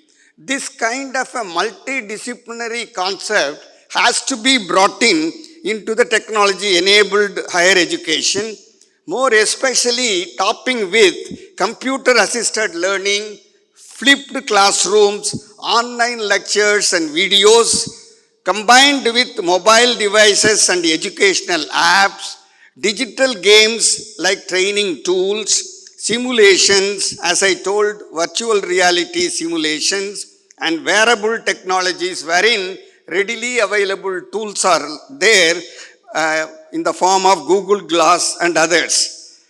So let me just say you how computerized teaching technology will be able to help. In a case of orthopedic surgeries, there are several kind of computer assisted teaching learning is there. The hip journey, hip operation techniques, how students could be changed and studied and trained is also there. You do have computerized teaching using the mannequins that are available, wherein you will be able to monitor all the kind of diagnostic investigations. Incorporating artificial intelligence with virtual reality is another type of teaching learning that can be inculcated to the students for the better understanding. Artificial intelligence has now come into a major role into the investigational processes, may it be histopathology or it is radiological finding, fine-tuned kind of diagnosis is being made by AI incorporation. Robotics, as we know, it has come into play a major role in the teaching learning. In the international institutions and some in the Indian institutions also, you have robot teachers who teach basic sciences as well as the clinical sciences in our locations, which can also be taken in. Robots do vascular surgeries, which can be useful for teaching the students in any kind of simulation experiment that can be taught to the students. And you will have the kind of a virtual kind of studies to analyze and get educated about any kind of components of clinical medicine or paramedical or preclinical kind of teaching learning processes. You do have this virtual reality and augmented reality coming in to feel the real kind of procedures that are to be followed in patient management strategies. And that is also being made available now. If that is going to be integrated, then the patient handling procedures by the student themselves will be made much more easier and experiential. You do have augmented reality coming in a big way in major surgeries, whether it is hepatorenal or other kind of surgeries. And there are several other advanced techniques like you have holograms, interactive mirrors and others coming in. It is just only to show you how technology has come into the day-to-day educational process in medical and professional education. This is the remote monitoring of all physiological functions of the ICU patients, and you have wristbands for periodic assessment of pulse, temperature, etc. And you know this, everybody is wearing these kind of wearable techniques to assess their own physiological functions. When you come into this, how will you integrate them into professional education? There has to be an integration of visual kind of methods, which may be by PPTs, videos and images. You have to have auditory methods like lectures and MOOCs, then readable methods like self-directed, motivational, etc. And then descriptional evaluation press. What is important in health profession education is that it is a kinesthetic kind of a methodology that needs to be utilized because experiential, clinical, practice-based, lab work-based, field work-related community learning is a combination of the integration that is required in professional education. How does NEP 2020 help? NEP 2020 has evolved what is called the National Educational Technology Forum. The purpose of it is to advise the state and the central government institutions to bring in the disruptive technologies which are emerging in nature like artificial intelligence, robotics, 3D technologies, simulations and other upcoming methods. The Ministry of Education facilitates this and takes it on to the National Research Foundation also for adopting the emerging technologies. So this is what the NETF, the National Education Technology Program, does, like advising central and state governments on the use of technology in higher education, build intellectual and institutional capacities in educational technology, articulates new directions for research and innovations, for which there were several platforms that are being created. One such platform is the SWAYAM. This SWAYAM platform has got different dimensions, including NPTEL, CEC, and so on.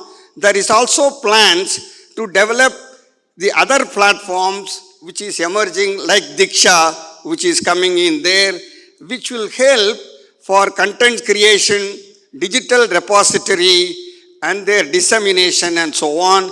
These are to be integrated in the regular teaching learning environment, including the assessment component has to be incorporated into the technological methodologies that are available. We always talk about blended methods of teaching learning, but what is to be understood, it is not just combination of online education with face-to-face education. It doesn't stop there. It is in fact a kind of an online learning in combination with small group instruction by the teacher, along with collaborative learning between the students, and then individual kind of review learning by the individual themselves, all of them to be put together to call it as blended education. Finally, let me tell you what are the key initiatives and the new technologies that are recommended by National Education Policy 2020. It has recommended the following key initiatives. One, to conduct a series of pilot studies on online education, invest in creating digital infrastructure, promoting appropriate online teaching learning platforms, creating quality e-contents and digital repositories for their reliable dissemination.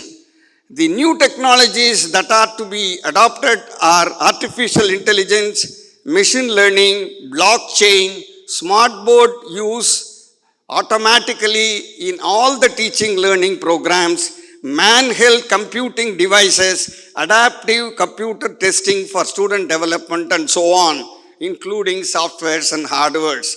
What is more important to be underscored is that it is not what the students learn in the classroom, it is to make a paradigm change how they learn in these kind of curricula and so on. Let me now stop with this particular statement that NEP 2020 is trying to bridge the gaps in the reformative higher education system to build a 21st century higher education system in this country. Thank you very much. We will now go to the next panelist for the next 10 to 12 minutes, which will be by Dr. Chandrasekhara Shetty. He will be talking on opportunities and challenges in implementation of NEP 2020 in Health Sciences Institution. Over to you, sir. Respected Chairperson, respected Vice Chancellor, and friends. Now, after listening to Dr. Selvamurthy, we got a very different perspective of NEP 2020. That's in terms of opportunities. Now, after listening to Dr. Tyagarajan, then we have the perspective of the technology and integration of technology into higher education. Now let me come into the implementation. That means opportunities and challenges. Just trying to list it out with I think I was given some 5 minutes time. I will run through that. Now opportunities in terms of enrichment of curricula with multi or interdisciplinary content for teaching, learning, and outcome-based evaluation. Lot more to be done in terms of medical education. It is competency-based, but still we have to move towards outcome-based evaluation system. That's also we look into it. Then, again, you have to integrate the actually humanities and arts with science, technology, engineering, and mathematics. That's called STEM. Then enhancing online learning platform for regular teaching learning and evaluation process and offering online, offline, then blended certificate courses for value additions and employability. Offering integrated master's, double degree, dual degree, and the value-added multi-interdisciplinary and the programs and courses. Offering certificate, diploma, fellowship programs, and courses by choice-based credit system, that is CBCS, and credit transfer and academic bank of credit. It's variable from universities to universities and institutions to institutions. Probably category 2 has got some option of having all these online courses. Then category 1, out of nearly 1,000, I think 140 odd universities, you can't actually equate every one of them. It depends upon their actually internal strength and capacities. They have to opt what are the areas they'll be able to adopt or what are the best practices they're going to adopt out of NEP 2020. Again, augmentation of PhD programs is a possibility. Again, recruitment of faculty, adjunct faculty from health sciences, engineering and technology, management, natural sciences, humanities and social sciences, and vice versa for multi and interdisciplinary studies, research and innovations. Establishing centers of innovation and entrepreneurship, establishing intellectual property rights, cell and development of patents, and the more emphasis on research and innovation in the areas of epidemiology, operational research, clinical trials, drug discovery, vaccines, appliances, equipment, and electronic gadgets. Again, enhancing ICT-enabled flexible teaching, learning, and evaluation processes. Of course, in terms of agricultural sciences, we have the Agri Park. Now, as Shalomut said, we can have the industrial and education parks also. Again, the technology-assisted, everything I think has been covered by Dr. Tyagarajan. Artificial intelligence, again, 3D machining, big data analytics, machine learning, and robotics. Again, importance of cloud computing. We have to have some course on cyber security, genomics, proteomics, biotechnology, nanotechnology, neurosciences, Ayurvedic biology. Again, the most important part of computational biology in terms of chemistry, in terms of bioinformatics, and its application to health, environment, and sustainable living woven into undergraduate and postgraduate learning for producing competent professionals and enhancing employability. Now, the opportunities of education 4.0, we have to make use of one, along with aligning with the industrial revolution of 4.0.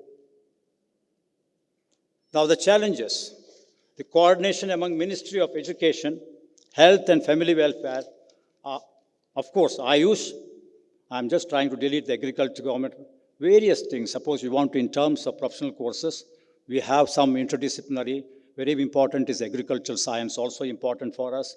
The state government for integration of general education and the professional education by 2030. Again, working together at central and state government levels between Higher Education Commission of India and National Medical Commission and all other regulatory councils of Ministry of Education, Health and Family Welfare, Ayush, etc. Again, integration of National Research Foundation, NIRF, with DST, DBT, AICT, ICMR, and other funding agencies for research and innovation. Again, multiple entry and exit during undergraduate and postgraduate courses may be quite complex and then difficult in health science courses. Medical postgraduate diploma courses have already been abandoned by National Medical Commission. Again, integration of health sciences, engineering, management and technology, natural sciences, humanities and social sciences may not be possible in colleges and monofaculty in standalone universities. Again, autonomous degree awarding colleges may have the risk of producing poor quality graduates and may lead to commercialization of education in self-financing institutions.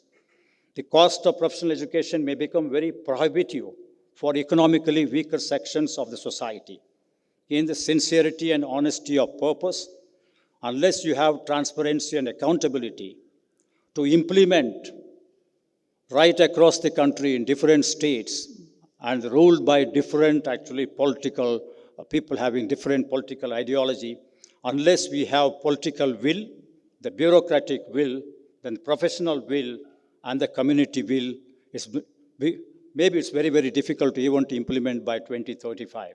The greatest challenge is the idea of one family, one India, one future. You call it as Vasudhaiva Kutumbakam, but very diverse country, very complex one. Maybe you need to have some kind of a, of course, unity of purpose. I said all of us join together with purpose and with great honesty and accountability. Probably we'll be able to achieve it, though not actually 2035, maybe in 20 and then 50. I once again go back to Dr. Selvamurthy's the slides. It was a wonderful one. A lot of opportunities are there. But only thing is, in terms of development of the country in 75 years, that too in the last 30 years, what is more important for us? Probably, I think, the denominator is also more very important. What happens is it's called as per capita. In terms of per capita development, per capita performance also very, very important, not the actually gross one, I think, not the actually aggregate one. That's what I think I would like to have with a little bit of warning. What is important is the actually per capita. That's why we always talk about social progression index, where we stand in terms of human development index, social progression index, and we have the primary health report of the WHO, where the primary health is there. So it's very, very complex one, and we have great opportunities, we have greater challenges, and it ultimately depends upon the willpower of all of us and all the stakeholders. Thank you very much. Thank you very much, Dr. Chandrasekhar Shetty, for nicely bridging it. And now we have Dr. Vinod Bhatt, Vice Chancellor, Apollo University, Andhra Pradesh, to further link it with the role of National Medical Commission in NEP 2020 implementation. Over to Dr. Vinod Bhatt. Thank you, sir. Good afternoon, everybody. Thank you for having me here. Good and bad news, I don't have any slides, so you'll have to bear with me for the next 8 to 10 minutes. I'll keep it as brief as I can. It's made easier for me when the Vice Chancellor, Professor Uma Shekhar in the morning, and subsequently Professor Selvamurthy, first talked about where we are in terms of higher education in India, in terms of what we have, how many institutions. And Professor Selvamurthy very vividly described where we ought to be and how NEP can help us get there. So that leaves behind the whole act of implementation. And that's what we are here for, at least to talk about that small piece with regards to health professional education. And I'll cut it even brief to say only medical education. That's my role. Back in 2019, when the whole draft of NEP 2020 was being circulated, it ran into about 600 pages. We spent days and nights going through all of that, and a whole lot of us studied that document. And when the 66-page NEP 2020 was released, gazetted and released, there was a whole lot of disappointment for people in medical education. That's because the entire medical education piece in NEP 2020 ran into 8 lines in one paragraph on page 50. And of those 8 lines, 4 were controversial. I'll read those 8 lines. It says 20.5, it talks about healthcare education needs to be re-envisioned so that the duration, structure, and design of educational programs need to match the role requirements that graduates will play. So that's line one. The controversial part was, given that people exercise pluralistic choices in healthcare, our healthcare education system must be integrative, meaning thereby that all students of allopathic medical education must have a basic understanding of Ayurveda, yoga, naturopathy, Unani, Siddha, homeopathy, what else? That's it. Somewhere earlier before page 50, I saw an apologetic note which says NEP 2020 will not talk about professional education, meaning medical, agricultural, and law. So these three were not part of NEP 2020, and so little is mentioned. But when you read that entire document, it's a beautiful piece of vision. And Professor Rangan had done such a meticulous job in putting people together and stitching that document. And there is so much to learn, so much if we can follow, and so much we can do easily. And therefore, I thought I should use this opportunity to bring my thoughts and see where it can fit in with the medical education, which can be even recommendatory for the NMC. Of course, if I am given the freedom to provide all the recommendations for NMC, I know that deans will be very happy to see the long list of things. But keeping it limited to NEP, I would say that if we have to bring in a change in medical education, and if change is necessary, and MCI then and NMC now have realized much before even NEP that there has to be a change. Therefore, whatever Professor Mishra had started through CBME is now adopted and becoming relevant, and it's being rolled out. And therefore, some of the good things which have been mentioned about NEP are already there in NMC. And I think even Professor Dilip Kumar would elaborate that in how it is already been practiced in IMC. So some of these things are there, but when it comes to ground level implementation, so whether it is the CBME modules or the ADCOM modules that medical education is follow, you got to see really how far we have been effective. It's already 3 or 4 years now since we have rolled it out, but I'm afraid we are not all there. Good institutions have done that, but standalone institutions, new institutions, and some which we think they are not very important, perhaps have ignored it. COVID has come in between to interrupt some of the things. So for example, I think there was to be a CISP 2, and that's that curriculum implementation support program, which was to be implemented for bringing in the clinicians and integrate them into the modules, but that has not happened. I hope that the NMC takes a note of it and brings it into fore and implements the CBME very meticulously in all the medical colleges. If we really have to make it flexible as it is talked about, and flexible is something which we use it very conveniently. I don't have enough teachers in my medical college.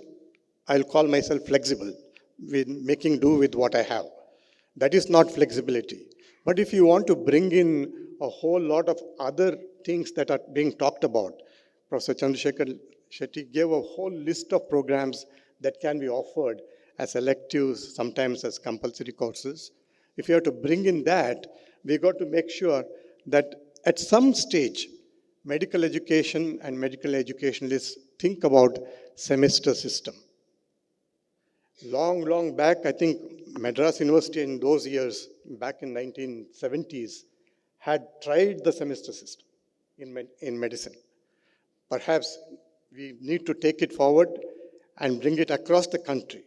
You bring in a semester system, you bring credits into the program, you allow credit mobility, and you bring in choice-based credits into the education, then you make it flexible. That is something that we can contemplate and recommend to NMC. A good example of transdisciplinary work was mentioned by Professor Selvamurthy. Also, I think Professor Tyagarajan talked about multidisciplinary, interdisciplinary work. If you really have to make it meaningful, adjunct faculty positions will not help. We need joint faculty appointments.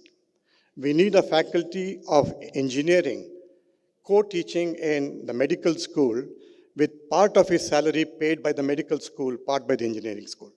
Then there is accountability for the faculty. It is not as loose as an adjunct or a visiting faculty. He is a full-time faculty and he should be involved in the role that is given to him. It could be a pharmacy teacher in medical school. It could be a medical teacher in an engineering school. So that is the kind of joint appointments that we need to talk about, and NMC has to take note of it and not demand Form 16 every time they come and visit us. Lifelong learning is mentioned in the NEP 2020. And lifelong learning is medicine always has practiced it. You have workshops, you have conferences, you have CMEs, you have CDEs, you have CNEs going on through the year. All institutions do it. MCI at some stage even contemplated making them compulsory. Now is the time to do that. Come promotion, come the time for re-registration of your professional degree, come the time when you say that you want to transfer from one institution to other, there should be a minimum accumulation of CME points by the faculty. And that makes continuing education a part of our career, a part of your professional life. The fourth would be in terms of the future. If you're looking at next as the exit examination, I know there will be states which will oppose. There will be a lot of contests. I know there will be a few cases fought in the Supreme Court. But then there will be a time when a new beginning starts and next will be the norm. With next measuring the output of the institution, NMC has to change itself and redefine the measurements of continuation of recognition and so on for a medical college. A medical college today is measured by inputs. When you have a very good metric of outcome measure, so why do you want to measure the dimension of a histology demonstration room when you have your students clearing the next easily? So there has to be new matrices defined for continuation of recognition or extension of recognition or enhancements of seats. We were talking about where does it all lead? The new education policy 2020 talks about 2032 or 2035, where it says all higher education institutions will be called universities. There will not be a deemed university, there will not be a private university, there will not be a state private, there will not be a minority university, they will all be called universities. And amongst institutions, there will be three levels, the hierarchy. You're talking about research-intensive universities, you talk about teaching-intensive universities, and you talk about colleges with the power to give degree on their own, degree awarding autonomous colleges. These will be the three entities which will come in existence by 2032. Now, NMC has to take cognizance of that and decide whether it can have a free degree awarding standalone medical college. There will not be any affiliated medical colleges. All medical colleges will be constituent to the university to which they either belong or are in the vicinity of. There is no provision in NMC to take cognizance of a freestanding medical college with the power to award its own degree. It will not be there. So whatever institutions are there today are outside the purview of NMC. For example, All India Institute of Medical Sciences. It is not under the purview of NMC. So these are some of the things that I thought I should share with you, but I will also use this opportunity to make two more recommendations which need not necessarily be restricted to medical colleges. One is, on one hand, you're talking about making education light and tight. I don't know what it means, but I like that word. But obviously, NMC doesn't subscribe to this view. It is tight, but not light. So you find this kind of light and tight regulatory framework to be adopted by NMC as well. Number two, even as we are talking about empowerment of higher education institutes, even as we are deregulating higher education in this country, it's a very painful task. You are seeing two different kinds of forces which are acting differently. Number one, you saw the recent notifications saying that PhD is no longer required by universities to hire an entry-level assistant professor. I do not know if there has been enough debate on this. This, to me, is a knee-jerk reaction to what looks like a scarcity of PhD holders in this country. Instead of increasing the PhD output in this country, we are trying to compromise by saying that let us hire people without PhD. I feel that will kill a culture in this country. Number two, when you're talking about an educational, an academic, a financial, and administrative autonomy for a university, you're also tying it down by saying that a university can only offer dual degree, joint degree, or a training program if the university is in the top 100 of NIRF, or if it is NAAC accredited with 3+01 for 2 continuous cycles. That means a new university cannot even think of an international collaboration for 10 years, because it takes 5 years for NAAC to come and visit first time, and 10 years for NAAC to come and visit the second time. And both time you should get 3.0. So new university has no hope for any kind of international collaboration through this mechanism, which is not mentioned in NEP 2020, but which was pronounced after in NEP 2020. So the recommendation would be to make it free, to empower the higher education institutions, however good they are or however new they are, to collaborate with anybody they wish to. Thank you very much.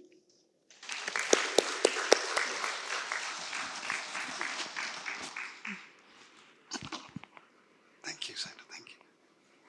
Thank you very much, Professor Vinod Bhatt, for very nicely elucidating the role of NMC and also the possible recommendations. Now, Dr. J. Sabarinathan will be highlighting the role of Dental Council of India in NEP 2020 implementation. Over to you, sir.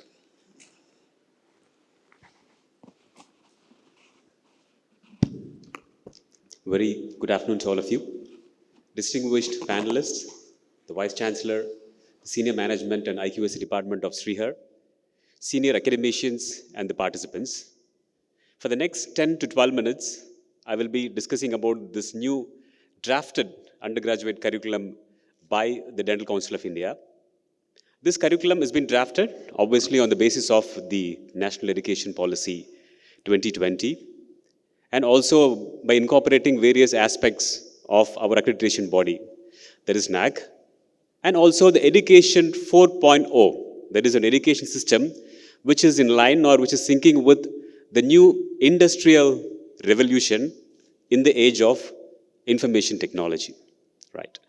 So when we see the objective, what is exactly the objective of the Dental Council of India? It is very evident when we see the cover of it. It talks about the competency-based undergraduate curriculum for Indian dental graduate. It is very graduate-centric, or we always say it is very learner-centric or student-centric. It's not very blatant about the regulations are. They are actually going towards the students here. The moment we realize that, it becomes very easy for us to read this, understand this, and implement this. This whole document become a good read.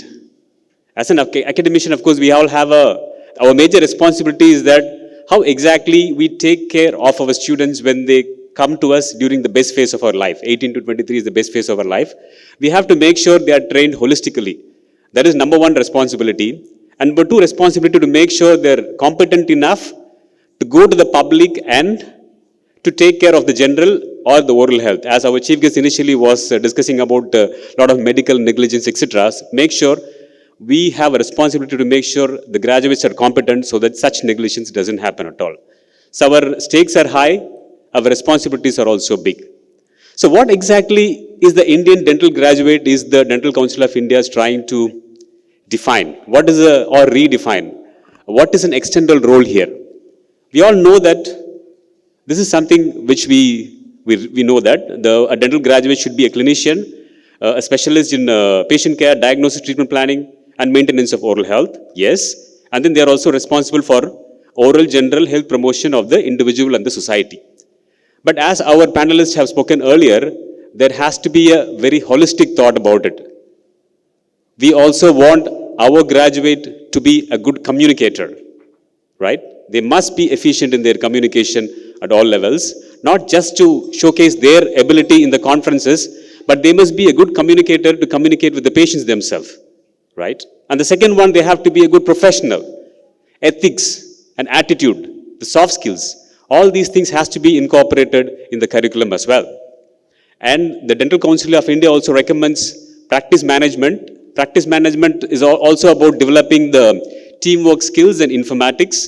Starting up a private practice is not very straightforward, but we want to have a graduate who after graduation, upon graduation immediately, they are capable enough to start their practice. They must be an entrepreneur.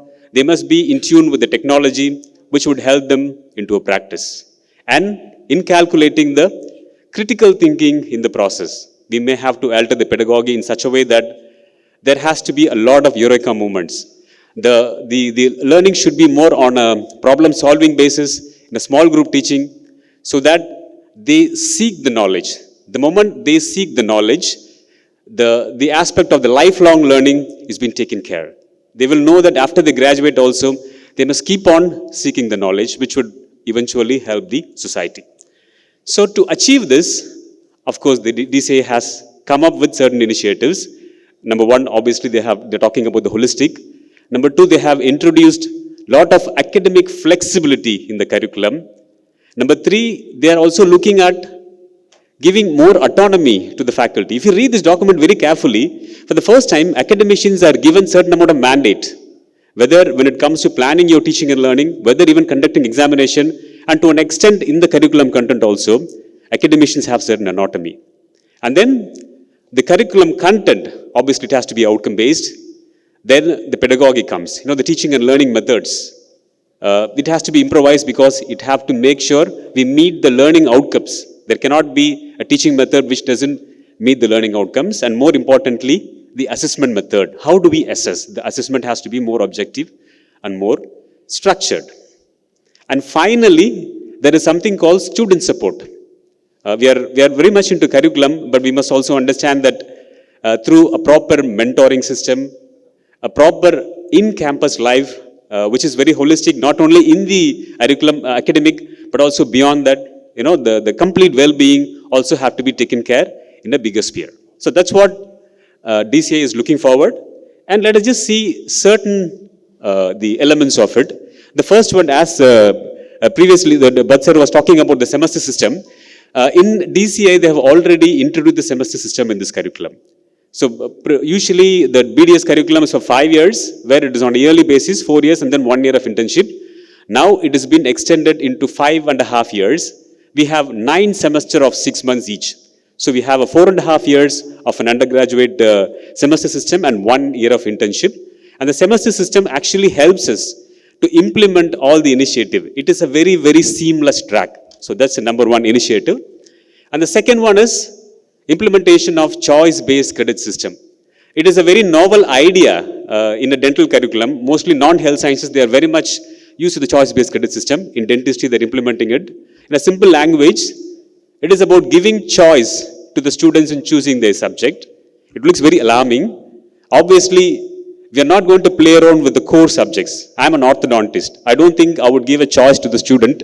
Either you take orthodontics or periodontics. Those core subjects are very safe in a category called core subjects. But over and above, there is another basket, another category called electives. The DCA has come up with 6 types of electives like research, practice management, even to an extent arts and humanities and yoga, etc. So the students have a choice to choose these electives, and DCA recommends you have to choose at least 1 elective per semester.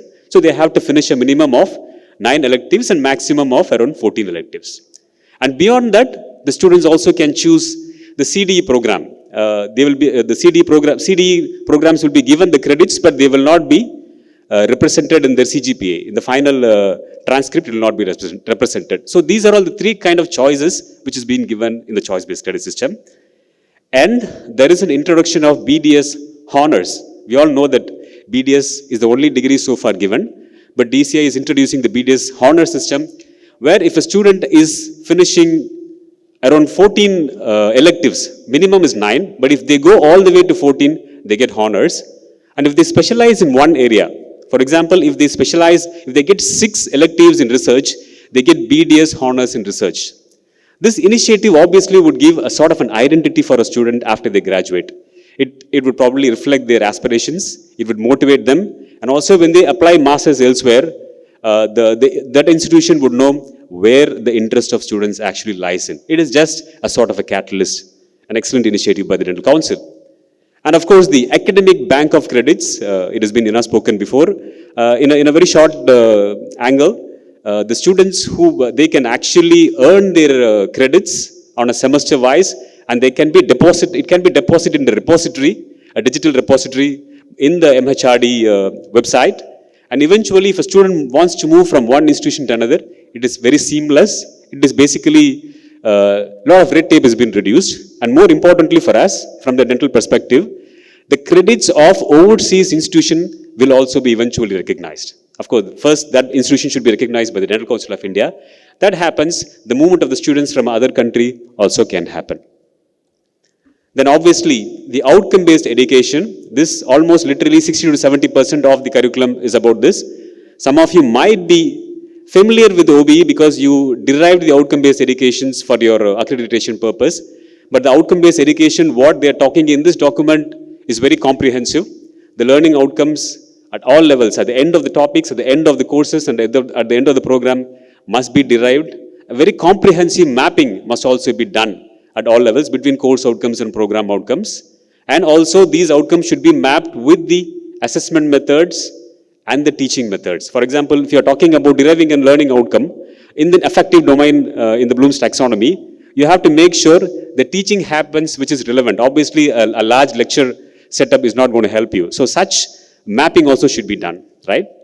And of course, this document, just like an NMC documents, gives a lot of emphasis on ATCOM. That is attitude, ethics, and communication. There is quite a lot of emphasis on it. Then there is integration. Integration is all about integrating various blocks. The traditional way, especially in dentistry, we have a lot of gaps. I myself, an example, when I came and I started my first year BDS, I'm not sure how many dentists are here. The first thing what we do here is to make the cubes. We don't even know why we have to make the cubes. Sometimes when you go to the anatomy lab, we don't even know why we have to do that. But imagine if we are given a early clinical exposure. I'm just in the first year on the first day, but if I've been taken to a orthodontic clinic or a prosthodontic clinic, I would see anatomy or physiology in a very different perspective. I could relate to it so that it becomes even more interesting for me. That's such sort of integration is called vertical integration when you give an early clinical exposure for the first year, which is relevant to the other years as well.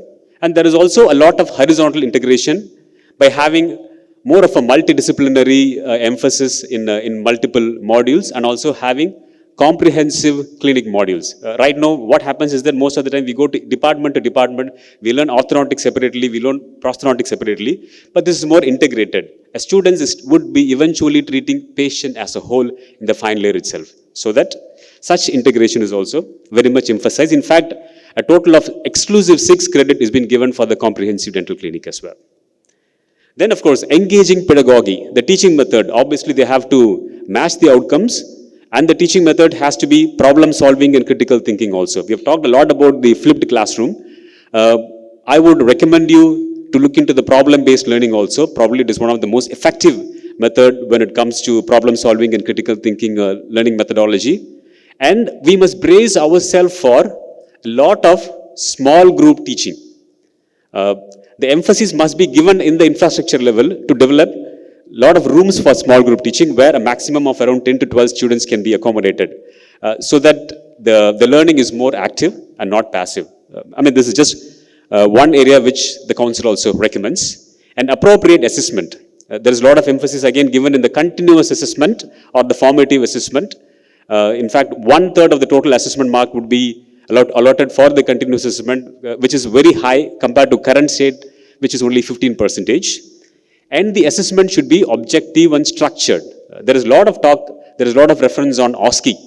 The assessment should be objective and not subjective. There cannot be any guesswork or there cannot be any question about the validity of the answers which we assess. And the second one, it is structured. Most of the time, we could relate what a structured is. When we go for an assessment, particularly during the clinical examination, someone who's lucky would get a very easy case. If I'm a student, if I'm getting a class 2 orthodontic case, it's very easy for me. Who is allotted class 3, it's very difficult for them. So it is not a level playing field.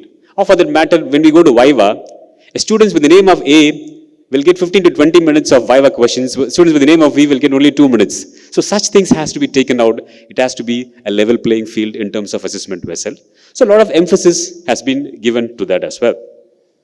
Now, another part of this document also talks about a competency table, a comprehensive blueprint for testing the competencies of the graduate has also been given. The competencies as given by the Dental Council of India based on the outcomes, they have given the major competencies and the minor competencies. It is pretty much in line with the learning outcomes which is been derived. And as you could see this table, each competencies have to be ticked off in all aspects. Number one, whether it is in line with the domains or not. There is a cognitive, affective or psychomotor, or here we can call it as knowledge, skill, attitude and communication. And what is the level of it? Knows how, skill, and shown on, in the end, the highest level is perform independently. Those who are familiar with Bloom taxonomy also knows about the levels in the Bloom taxonomy as well. And then again, it talks about whether it is core or elective. And then the teaching and learning methods. If you're talking about affective domain, how do you teach? Classroom teaching is not enough. You have to go for the communication labs or like whatever the small group teaching has to be assessed in that. Assessment method, again, the relevant one. A number required to certify. This is not the end of the semester exam or the final year exam. This is something which you do it continuously. If one particular skill you need at least minimum of 5 to complete, that also have to be updated here. So it's quite comprehensive. And then whether we have incorporated any vertical or horizontal integration for that particular competency. This is actually encompasses the major part of the bulk of the document, which sometimes I feel our fellow dental academicians are a little bit scared of it. Actually, it is not that difficult. It is relatively easy the moment we have a belief system. So where are we here in terms of it? There are 3 phases for it as recommended by the Dental Council of India. The first one is, we are actually in the first one, to develop the concept across the minds of administrators, faculty and the students in a way to help them they understand its rationale. Right now it is in the preliminary stage. I would say even the document required some changes. I went through the document, there are 27 program outcomes, which I think is relatively unrealistic. Normally program outcome doesn't exceed between 8 to 12. So I'm sure they are working on it. It is only a draft version. But the big challenge here is understanding the rationale. Everyone should believe in it. When it comes to implementing this, we cannot implement this 1 or 2 people in a college or a universities who are into the health professional education. Then we would fail in the objective. Then the student will not get the result of it. We must make sure everyone are trained properly. If there is one appeal which, if this is the platform to make an appeal, one appeal I would make it to the Dental Council of India is that please give more time. Let everybody be trained at least 2 years. Then it becomes very seamless, right? Once that happens, the creating a blueprint of the curriculum relatively becomes easier. As I said, everything is become simpler. And the third part, implementation is seamless. But it is never a finished job in academics. It is always a continuous job. Today we are in education 4.0, then later on there is going to be a 5.0. There will be changes coming again and again and again. So in that way, we must be more like an iPhone and not like a Nokia, right? We must keep improvising, and we must make sure in the end it is the students and the patients who are benefited. So thank you very much, and I thank for the opportunity as well. Thank you. Thank you very much, Dr. Sabarinathan. Thank you so much. And after this dental council role elaboration, we will now have about role of Indian Nursing Council in NEP 2020 implementation. Dr. Dilip Kumar, President of the Indian Nursing Council, will be able to interact with you now.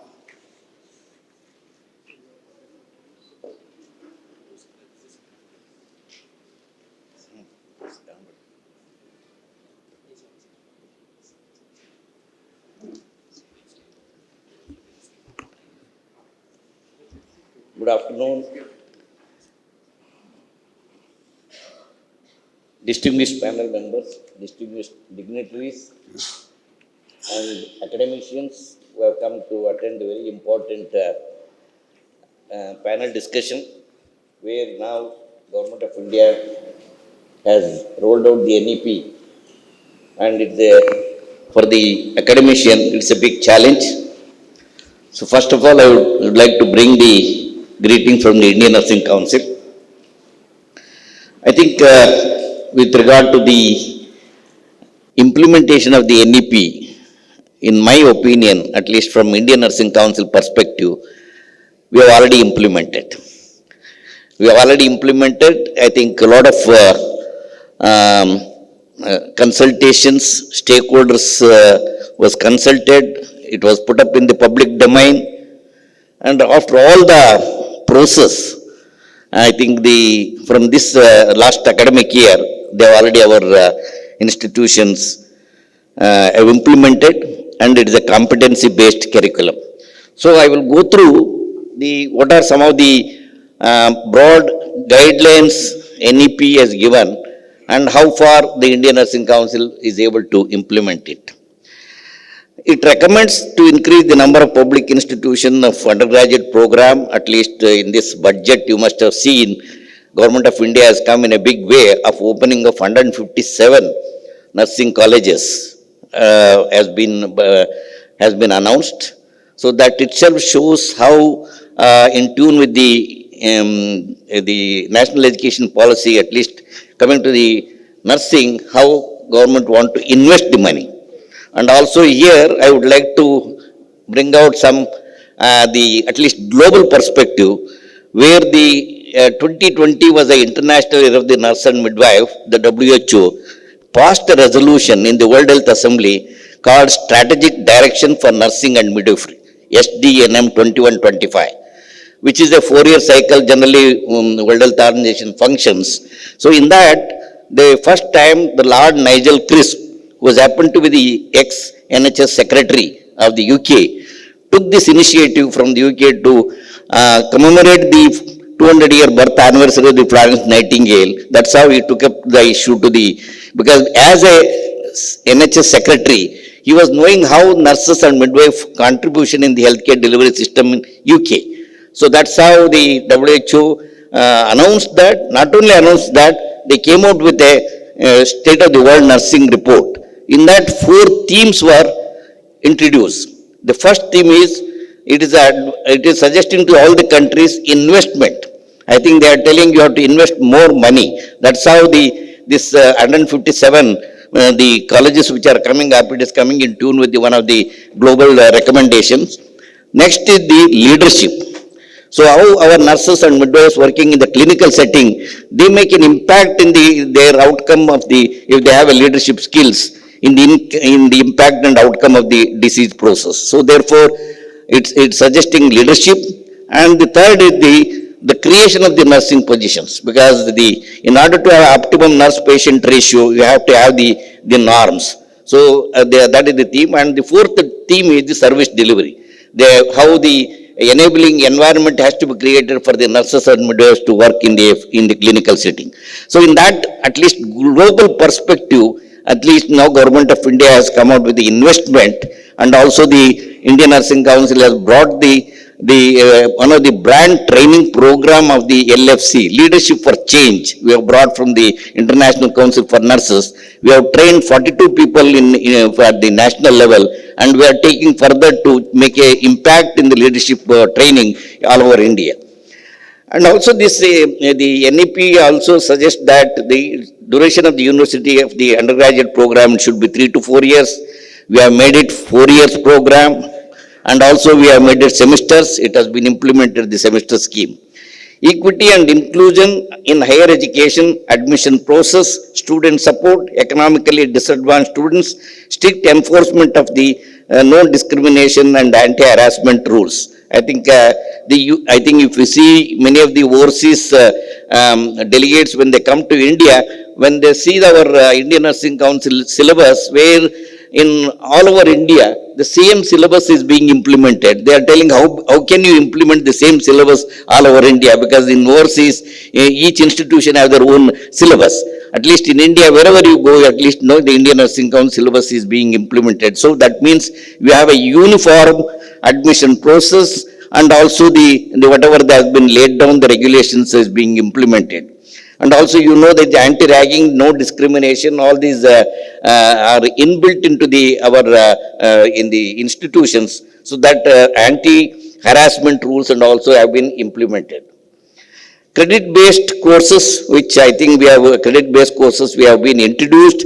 We have about mandatory modules we have introduced. We have elective modules we have introduced.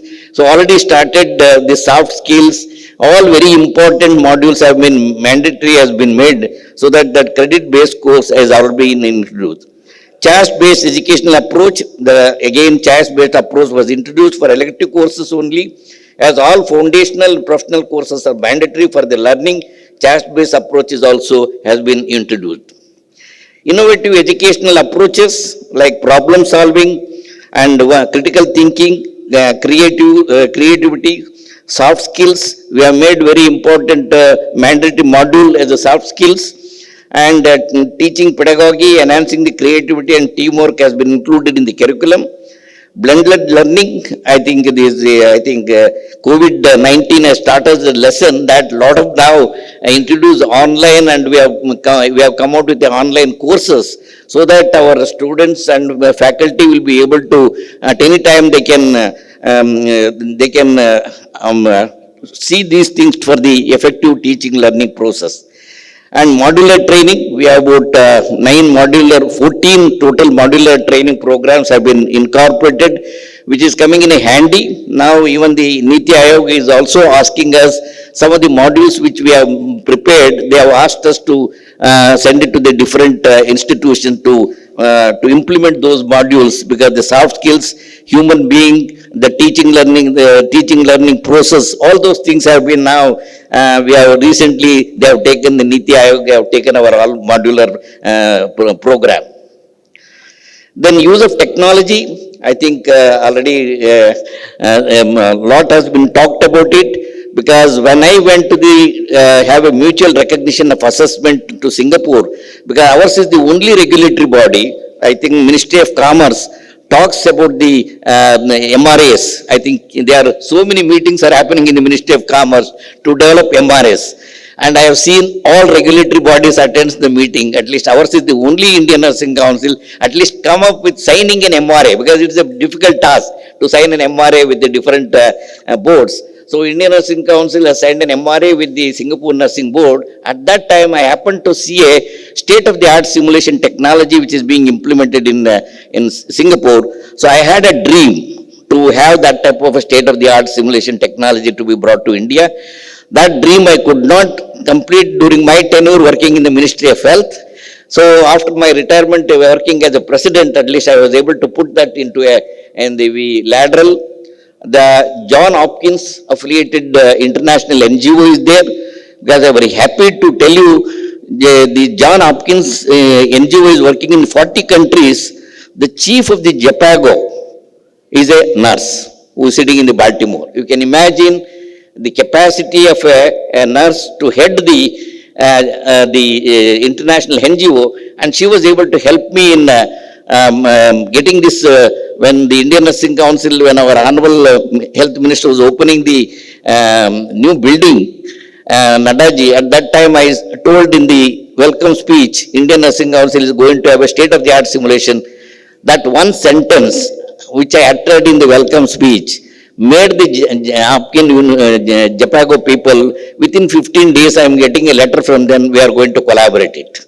That's how many of the international agencies have come and seen that, appreciated. They have not seen the architectural drawing, including the wiring, has been brought from the USA, similar type we have established. And many of our faculty, almost 500 faculty have been trained. In the simulation, it is very easy. Hardware, you can buy it. But main software is the briefing and debriefing. If you don't have a debriefing, the learning will not take place. So therefore, the concept of the briefing and debriefing has been introduced, and faculty need to be trained. Hardware is very easy to get it by giving the money. Until unless if you don't train the faculty how to integrate simulation into an education, it is not going to be successful. So we are very happy, and now many of the states are coming forward to have this type of a simulation technology in the medical colleges. The next is internationalization, foreign students learning in Indian universities and transfer of health. I think I'm very happy to inform you that I think my working in the Ministry of Health for the almost 43 years, first time I think we had an opportunity, all the regulators working in the Ministry of Health, like medical MCI, at that time MCI, PCI, Pharmacy Council, Dental Council, AYUSH, all were called by the minister. 2 days, the first time I have seen in the history of at least my working in Nirman Bhavan, in the Chintan Shivar was organized, and all the regulators were there. That's how in that one of the decision was taken, how best we can attract the foreign students to India.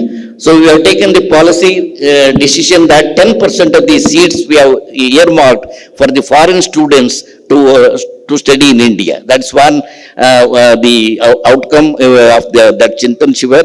And also, I'm very happy, I think Vinod Bhatt was also talking about this. And the syllabus, the new syllabus, competency-based syllabus, what we have implemented, University of Brunswick and the regulator of the Brunswick of the Canada have, with the Manipal, we have allowed them to have a dual degree. So they straight away, the University of Brunswick and the regulator has agreed our syllabus. They have only suggested 40 hours of additional cultural perspectives of that the Canada was to be introduced. So this is an example. We can say that our syllabus, how robust syllabus which we have prepared, where the developed countries straight away they are willing to give the dual degree. So that is the internationalization, which is I think even Apollo University is also now has applied for the dual degree for the Brunswick. We are going to consider that proposal also. See, the motivated and capable faculty, every classroom have a latest educational technology. I think when Indian Nursing Council, when they implemented the GFATM project from the Global Fund for Malaria and Tuberculosis, we used the smart boards at that time.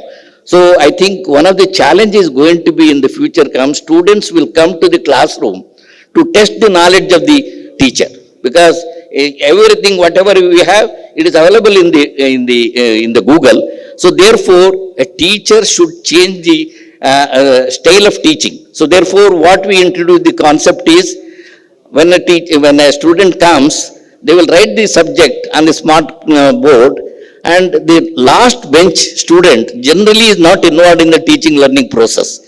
The last bench that person should be given a slate. You know, in the smart board, slate is there.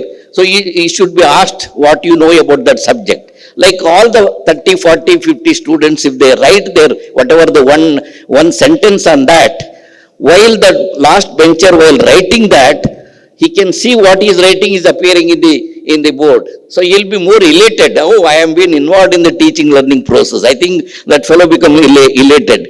So the student came with some intention to the classroom where the teacher has changed the tool methodology. So that smart board, the digital technologies is going to play a very important role in the revising the teaching methodologies and creates an interest, and it will develop a motivation for the students also of using the digital technology. At least we have used that technology, it has worked very well.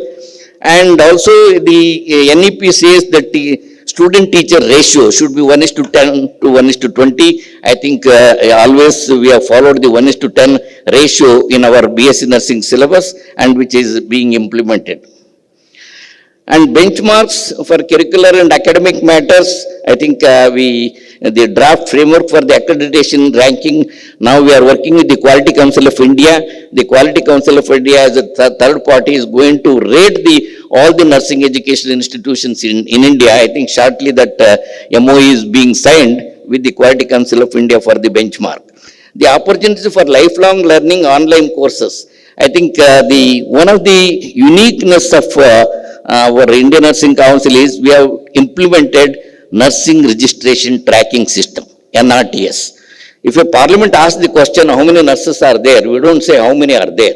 Even the medical council, dental council, they will say so many doctors, so many nurses have been trained from 1947 to date. So in that, how many people have died, how many people have gone abroad, how many people were sitting at home, all names are there.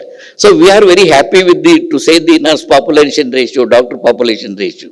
So the live register is not there. So this NRTS, we have developed that. As on today, we have captured 1 million nurses' latest photographs linked with the Aadhaar. Linked with the Aadhaar, we are having a data, and we have also introduced the concept of they have to renewal of license once in 5 years, linked with the 150 hours of continuing education. That is each nurse has to undergo 30 hours of the continuing nursing education to get the renewal. So this continuing learning is one of the very focused has been made so that renewal of license also and live register also will be able to get out of that. High quality teaching and nursing in research. I think we know that in nursing research is a very infancy stage in India. Therefore, we brought the Thailand model of a national consortium for PhD nursing. We started, I think, during his as a vice chancellor in the Rajiv Gandhi University of Health Sciences. We signed a MOU with the Indian Nursing Council and the Rajiv Gandhi University. We are running a PhD nursing, and so far we have trained about 300 PhD scholars. But that PhD scholars are they have a system of the continuous. They have to write the examination, not like only sitting with the guide and getting the PhD. No, they have to undergo a series of the syllabus is prepared, and we brought a Thailand lady who happened to be a Thailand Nursing Council president. She happened to be a parliamentarian there, and we brought her on a WHO fellowship to India. For 1 month, she was with us to develop this whole course of instruction. So that the PhD program we are being running, but still for a country like India, we have to have more PhDs in nursing. At least we have 1 PhD in each nursing college. We need to train more PhDs. That's what NEP is telling, train more PhDs. Revamping curriculum to suit rules of healthcare professionals, curriculum revised integrated competency-based program. That's what, I have already explained that how competency-based ASCII is the method of assessment which has been included in that. Emphasis on promotive, preventive and community health. I think our community health nursing syllabus is having a well-loaded the preventive program, and seeing this Ministry of Health in the Ayushman Bharat, we have 150,000 sub-centers are there in India. In that 150,000 sub-centers, they have converted as a health and wellness centers. In that health and wellness centers, by seeing our BSc nursing syllabus, Ministry of Health realized they have very good curriculum content. They are the best suited to be a community health office. That's why Government of India has issued a guideline to all the states Ayurveda doctor, homeopathic doctor, but they also included nurses can be taken. Majority of the states have preferred the BSc nurse to be a community health officer. So that shows how the integration of the preventive and promotive component in our syllabus. To prepare graduates for primary and secondary care. So all this, we have also started the nurse practitioner midwifery program, which is now the NEP is, I think 20 years back while I was in the ministry, whenever I used to write in the file to have a nurse practitioner, I never used to get much support. Now I think for the last about 5 years, I am getting a request to prepare as many as nurse practitioner curriculum. So that is the level of support now we are getting for the nurse practitioners and including the nurse practitioner midwives. So the Government of India NHM has announced in order to achieve the universal health coverage and sustainable development goal in the IMR and MMR, they have announced 86,000 nurse practitioners midwives is going to be trained, and midwifery led units are going to be started so that they will facilitate for the reduction of the MMR and MMR, which is one of the important vital indicator for achieving the SDG goals.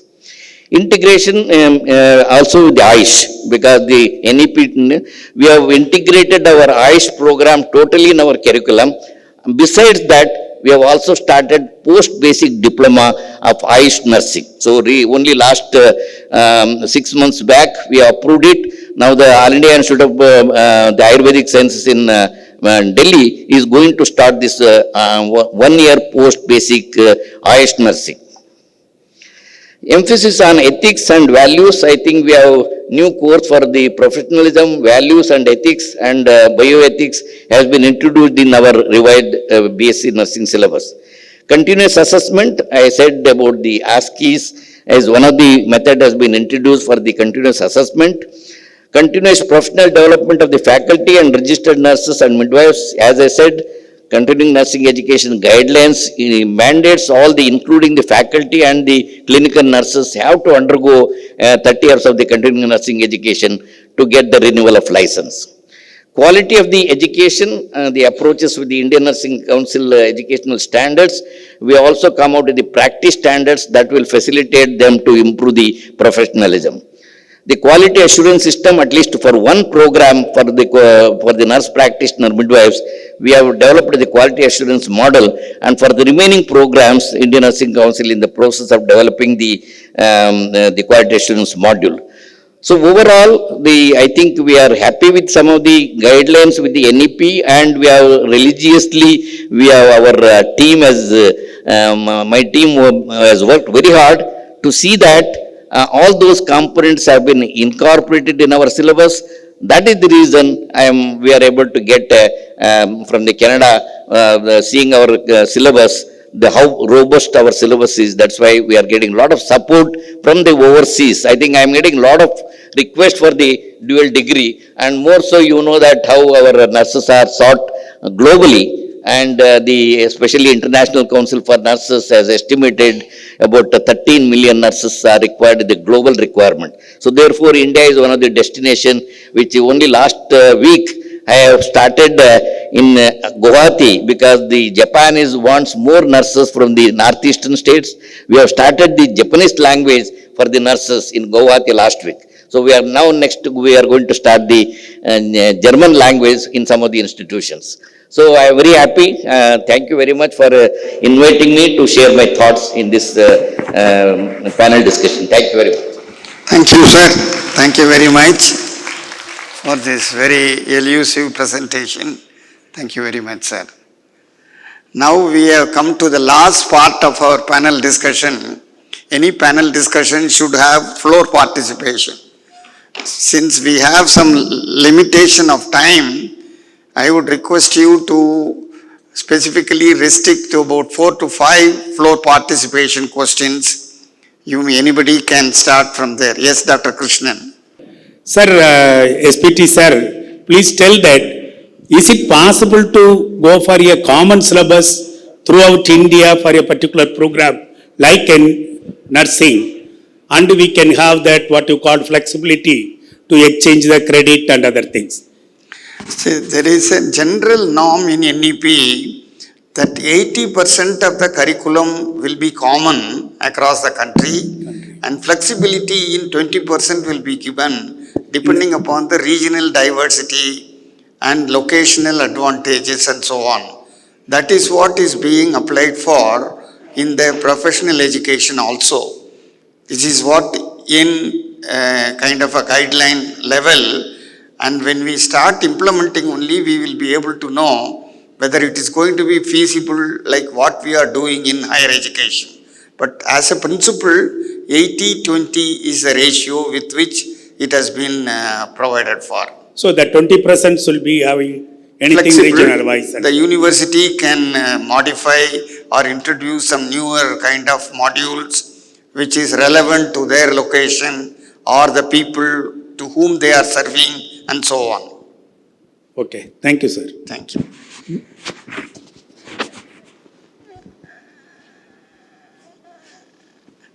Dr. Arunagarinathan, please. So new education policy suggests multiple entries and multiple exits. While implementing it, will face so many problems. So how we are going to implement it? Sir, would you like to take that question?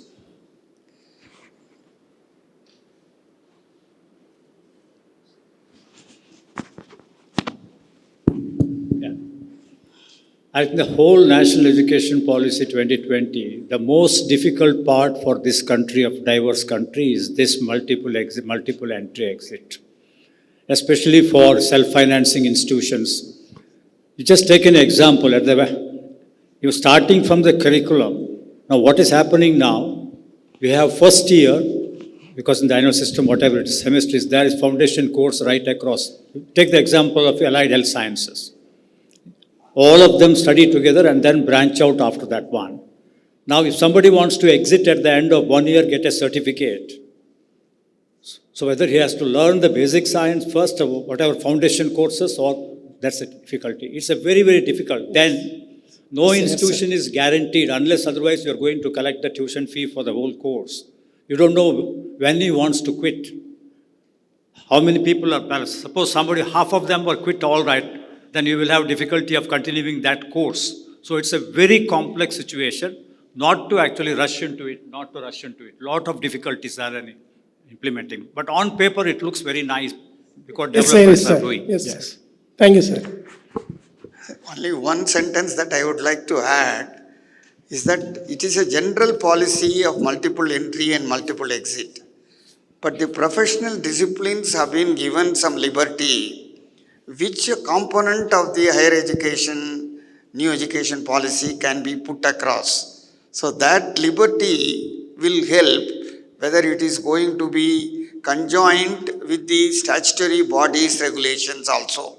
So we have to work along with that and then try to see whether in health sciences education, multiple entry, multiple exit can be done. Even within the health education, there can be flexibility in faculties like allied health sciences and so on. There it may be possible, but it may not be possible in a curricular framework that has been designed by NMC and DCI and so on and so forth. I'll add one more point. Yes, sir. Unless the regulatory councils and bodies are flexible, all this flexibility is not possible. Unless there's a coordination between the Ministry of Education, Ministry of Health, I told in my challenges also told, the coordination has to be always actually top down. Then it is possible. But it's not possible to the maximum because it's got its own limitations for professional courses. We have our own limitations are there. Dr. Pankaj Shah. Thank you all of you, sir, for an excellent discussion and information. One request for guidance. All of us, we are talking about artificial intelligence. Artificial intelligence has changed the world last couple of months and will change our decade. On the other side, students are also using academically integrity loss in the form of copying the answers and all from ChatGPT and so many things. So what is your advice rather than not just merely banning ChatGPT or any software from the university, rather than improving those issues and improve the academic integrity about among the students? Thank you. The guidance. Any reform has got two sides of the whole issue. So we need to have certain institutional norms in line with the international guidelines that are already given. There is so many international norms and guidelines that are coming in. How ethical we have to use artificial intelligence, machine learning, and so on. So as the reform package is coming in more and more, the students are more conversant than the teachers themselves today. So in that way, we cannot give away the newer development that are taking place. Only thing is, we can try to monitor, guide, counsel, and then promote the good side of the technology revolution that has taken place. Thank you, sir. Good afternoon, sir. Yes, sir. Sir, on one side, NEP says that we should have more of PhD in our country. But the latest PhD regulations, which were released in November 2022 by UGC, they have said that only a PhD can be the supervisor for PhD candidates. Like in medical colleges, there are a lot of faculty who are not PhD, but they have sufficient experience of their MD, MS. But now with this latest UGC regulation, they have been made ineligible to guide PhD.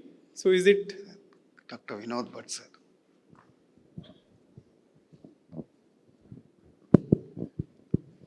Yeah, this is a difficult question to answer, but perhaps I can't tell you this answer at lunchtime, but because it is addressed to a larger gathering, I have tried it.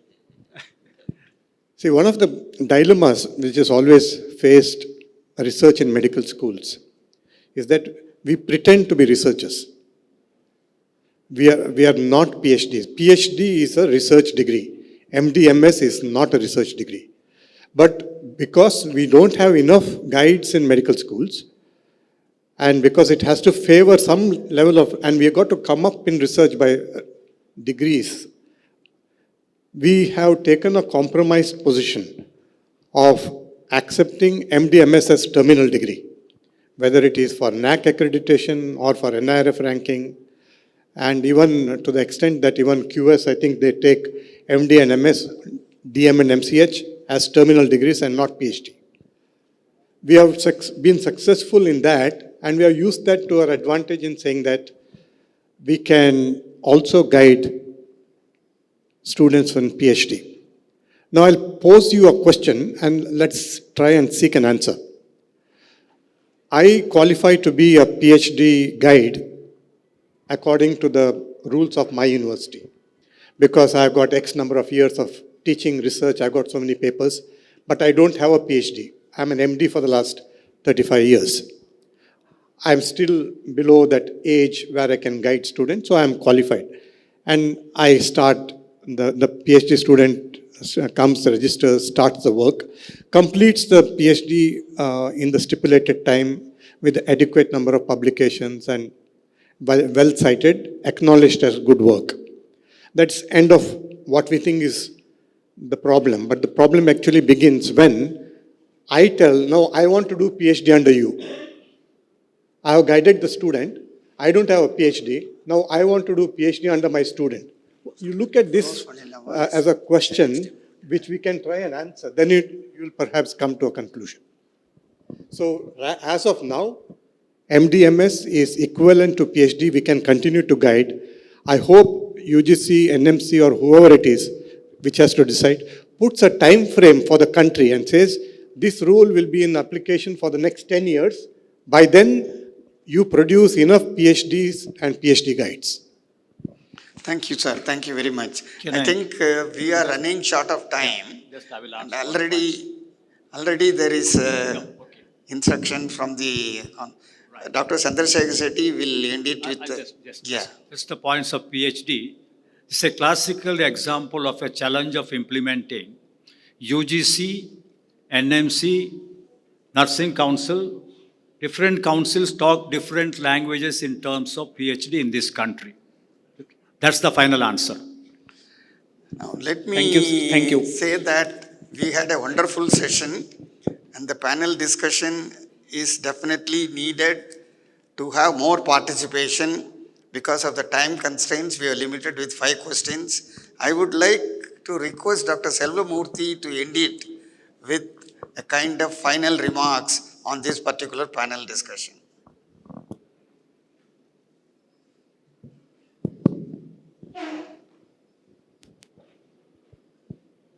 Thank you, Dr. Tyagarajan. I was very carefully listening, learning from the deliberations, all the pitamas sitting there on education, practice, particularly in the health and allied areas, and also the expert discussions which took place after the five questions you allowed. And see, all this, I was very happy to see the implementation is on with sincerity of purpose. So one observation I could make is every one of us is now committed, dedicated to implement the policy framework which has been given. So that's a big thing. I must compliment the whole system, the experts, and also all those participating in implementation. Whenever you are introducing a new system, there will always be challenges. So the opportunities and challenges were very, very clearly presented. And also there are certain areas in which you will have specific challenges, like he brought nursing dimension, he brought dental areas. And I would like to suggest one important thing, that when you are implementing in your ecosystem, you also have provision for the 20%, have some value-added courses, like language. You said it's very important. It could be a winning factor for a nurse to get a job there in a foreign country, besides serving our own nation. That you can also look at churning out people to the other countries. So the language, can we offer a basket of foreign languages which will help in internationalization? That is one of them for global ranking. When you look at why are we not there in the top 100, one of the parameters is internationalization. So this will provide, so I would suggest all of you to look at value-added courses. It could be behavioral science, because it's important for doctors, paramedics, all of us, a good behavior in our system. So people did not talk about those value-added courses, which will be languages, basket of languages, and also the behavioral science, which should be given for every student, that whether he's a doctor, nurse, or a dentist, or anybody, scientist. So this is another second suggestion which was not brought out, is that let us also look at behavioral science. And the third will be community outreach. Because this again, I know it was not brought out in the discussion, because how do you reach out to the community? And this is very important if you have to take healthcare to the people, even in remote areas. And you did mention about telemedicine and others, but how do you go? Mobile health, and also the mobile vans which will go to the places and carry out the healthcare delivery. So in our educational system, community outreach is very important. Then only we will make a better impact on the society, the education, as well as research, innovation, if it has to reach the public. So please bring that dimension also whenever you are implementing. So these are some suggestions. Otherwise, I did learn a lot from all the deliberations, and thank you so much. Thank you very much, sir. Thank you. With this, with the permission of the panelists, I call this panel discussion closed. Thank you very much.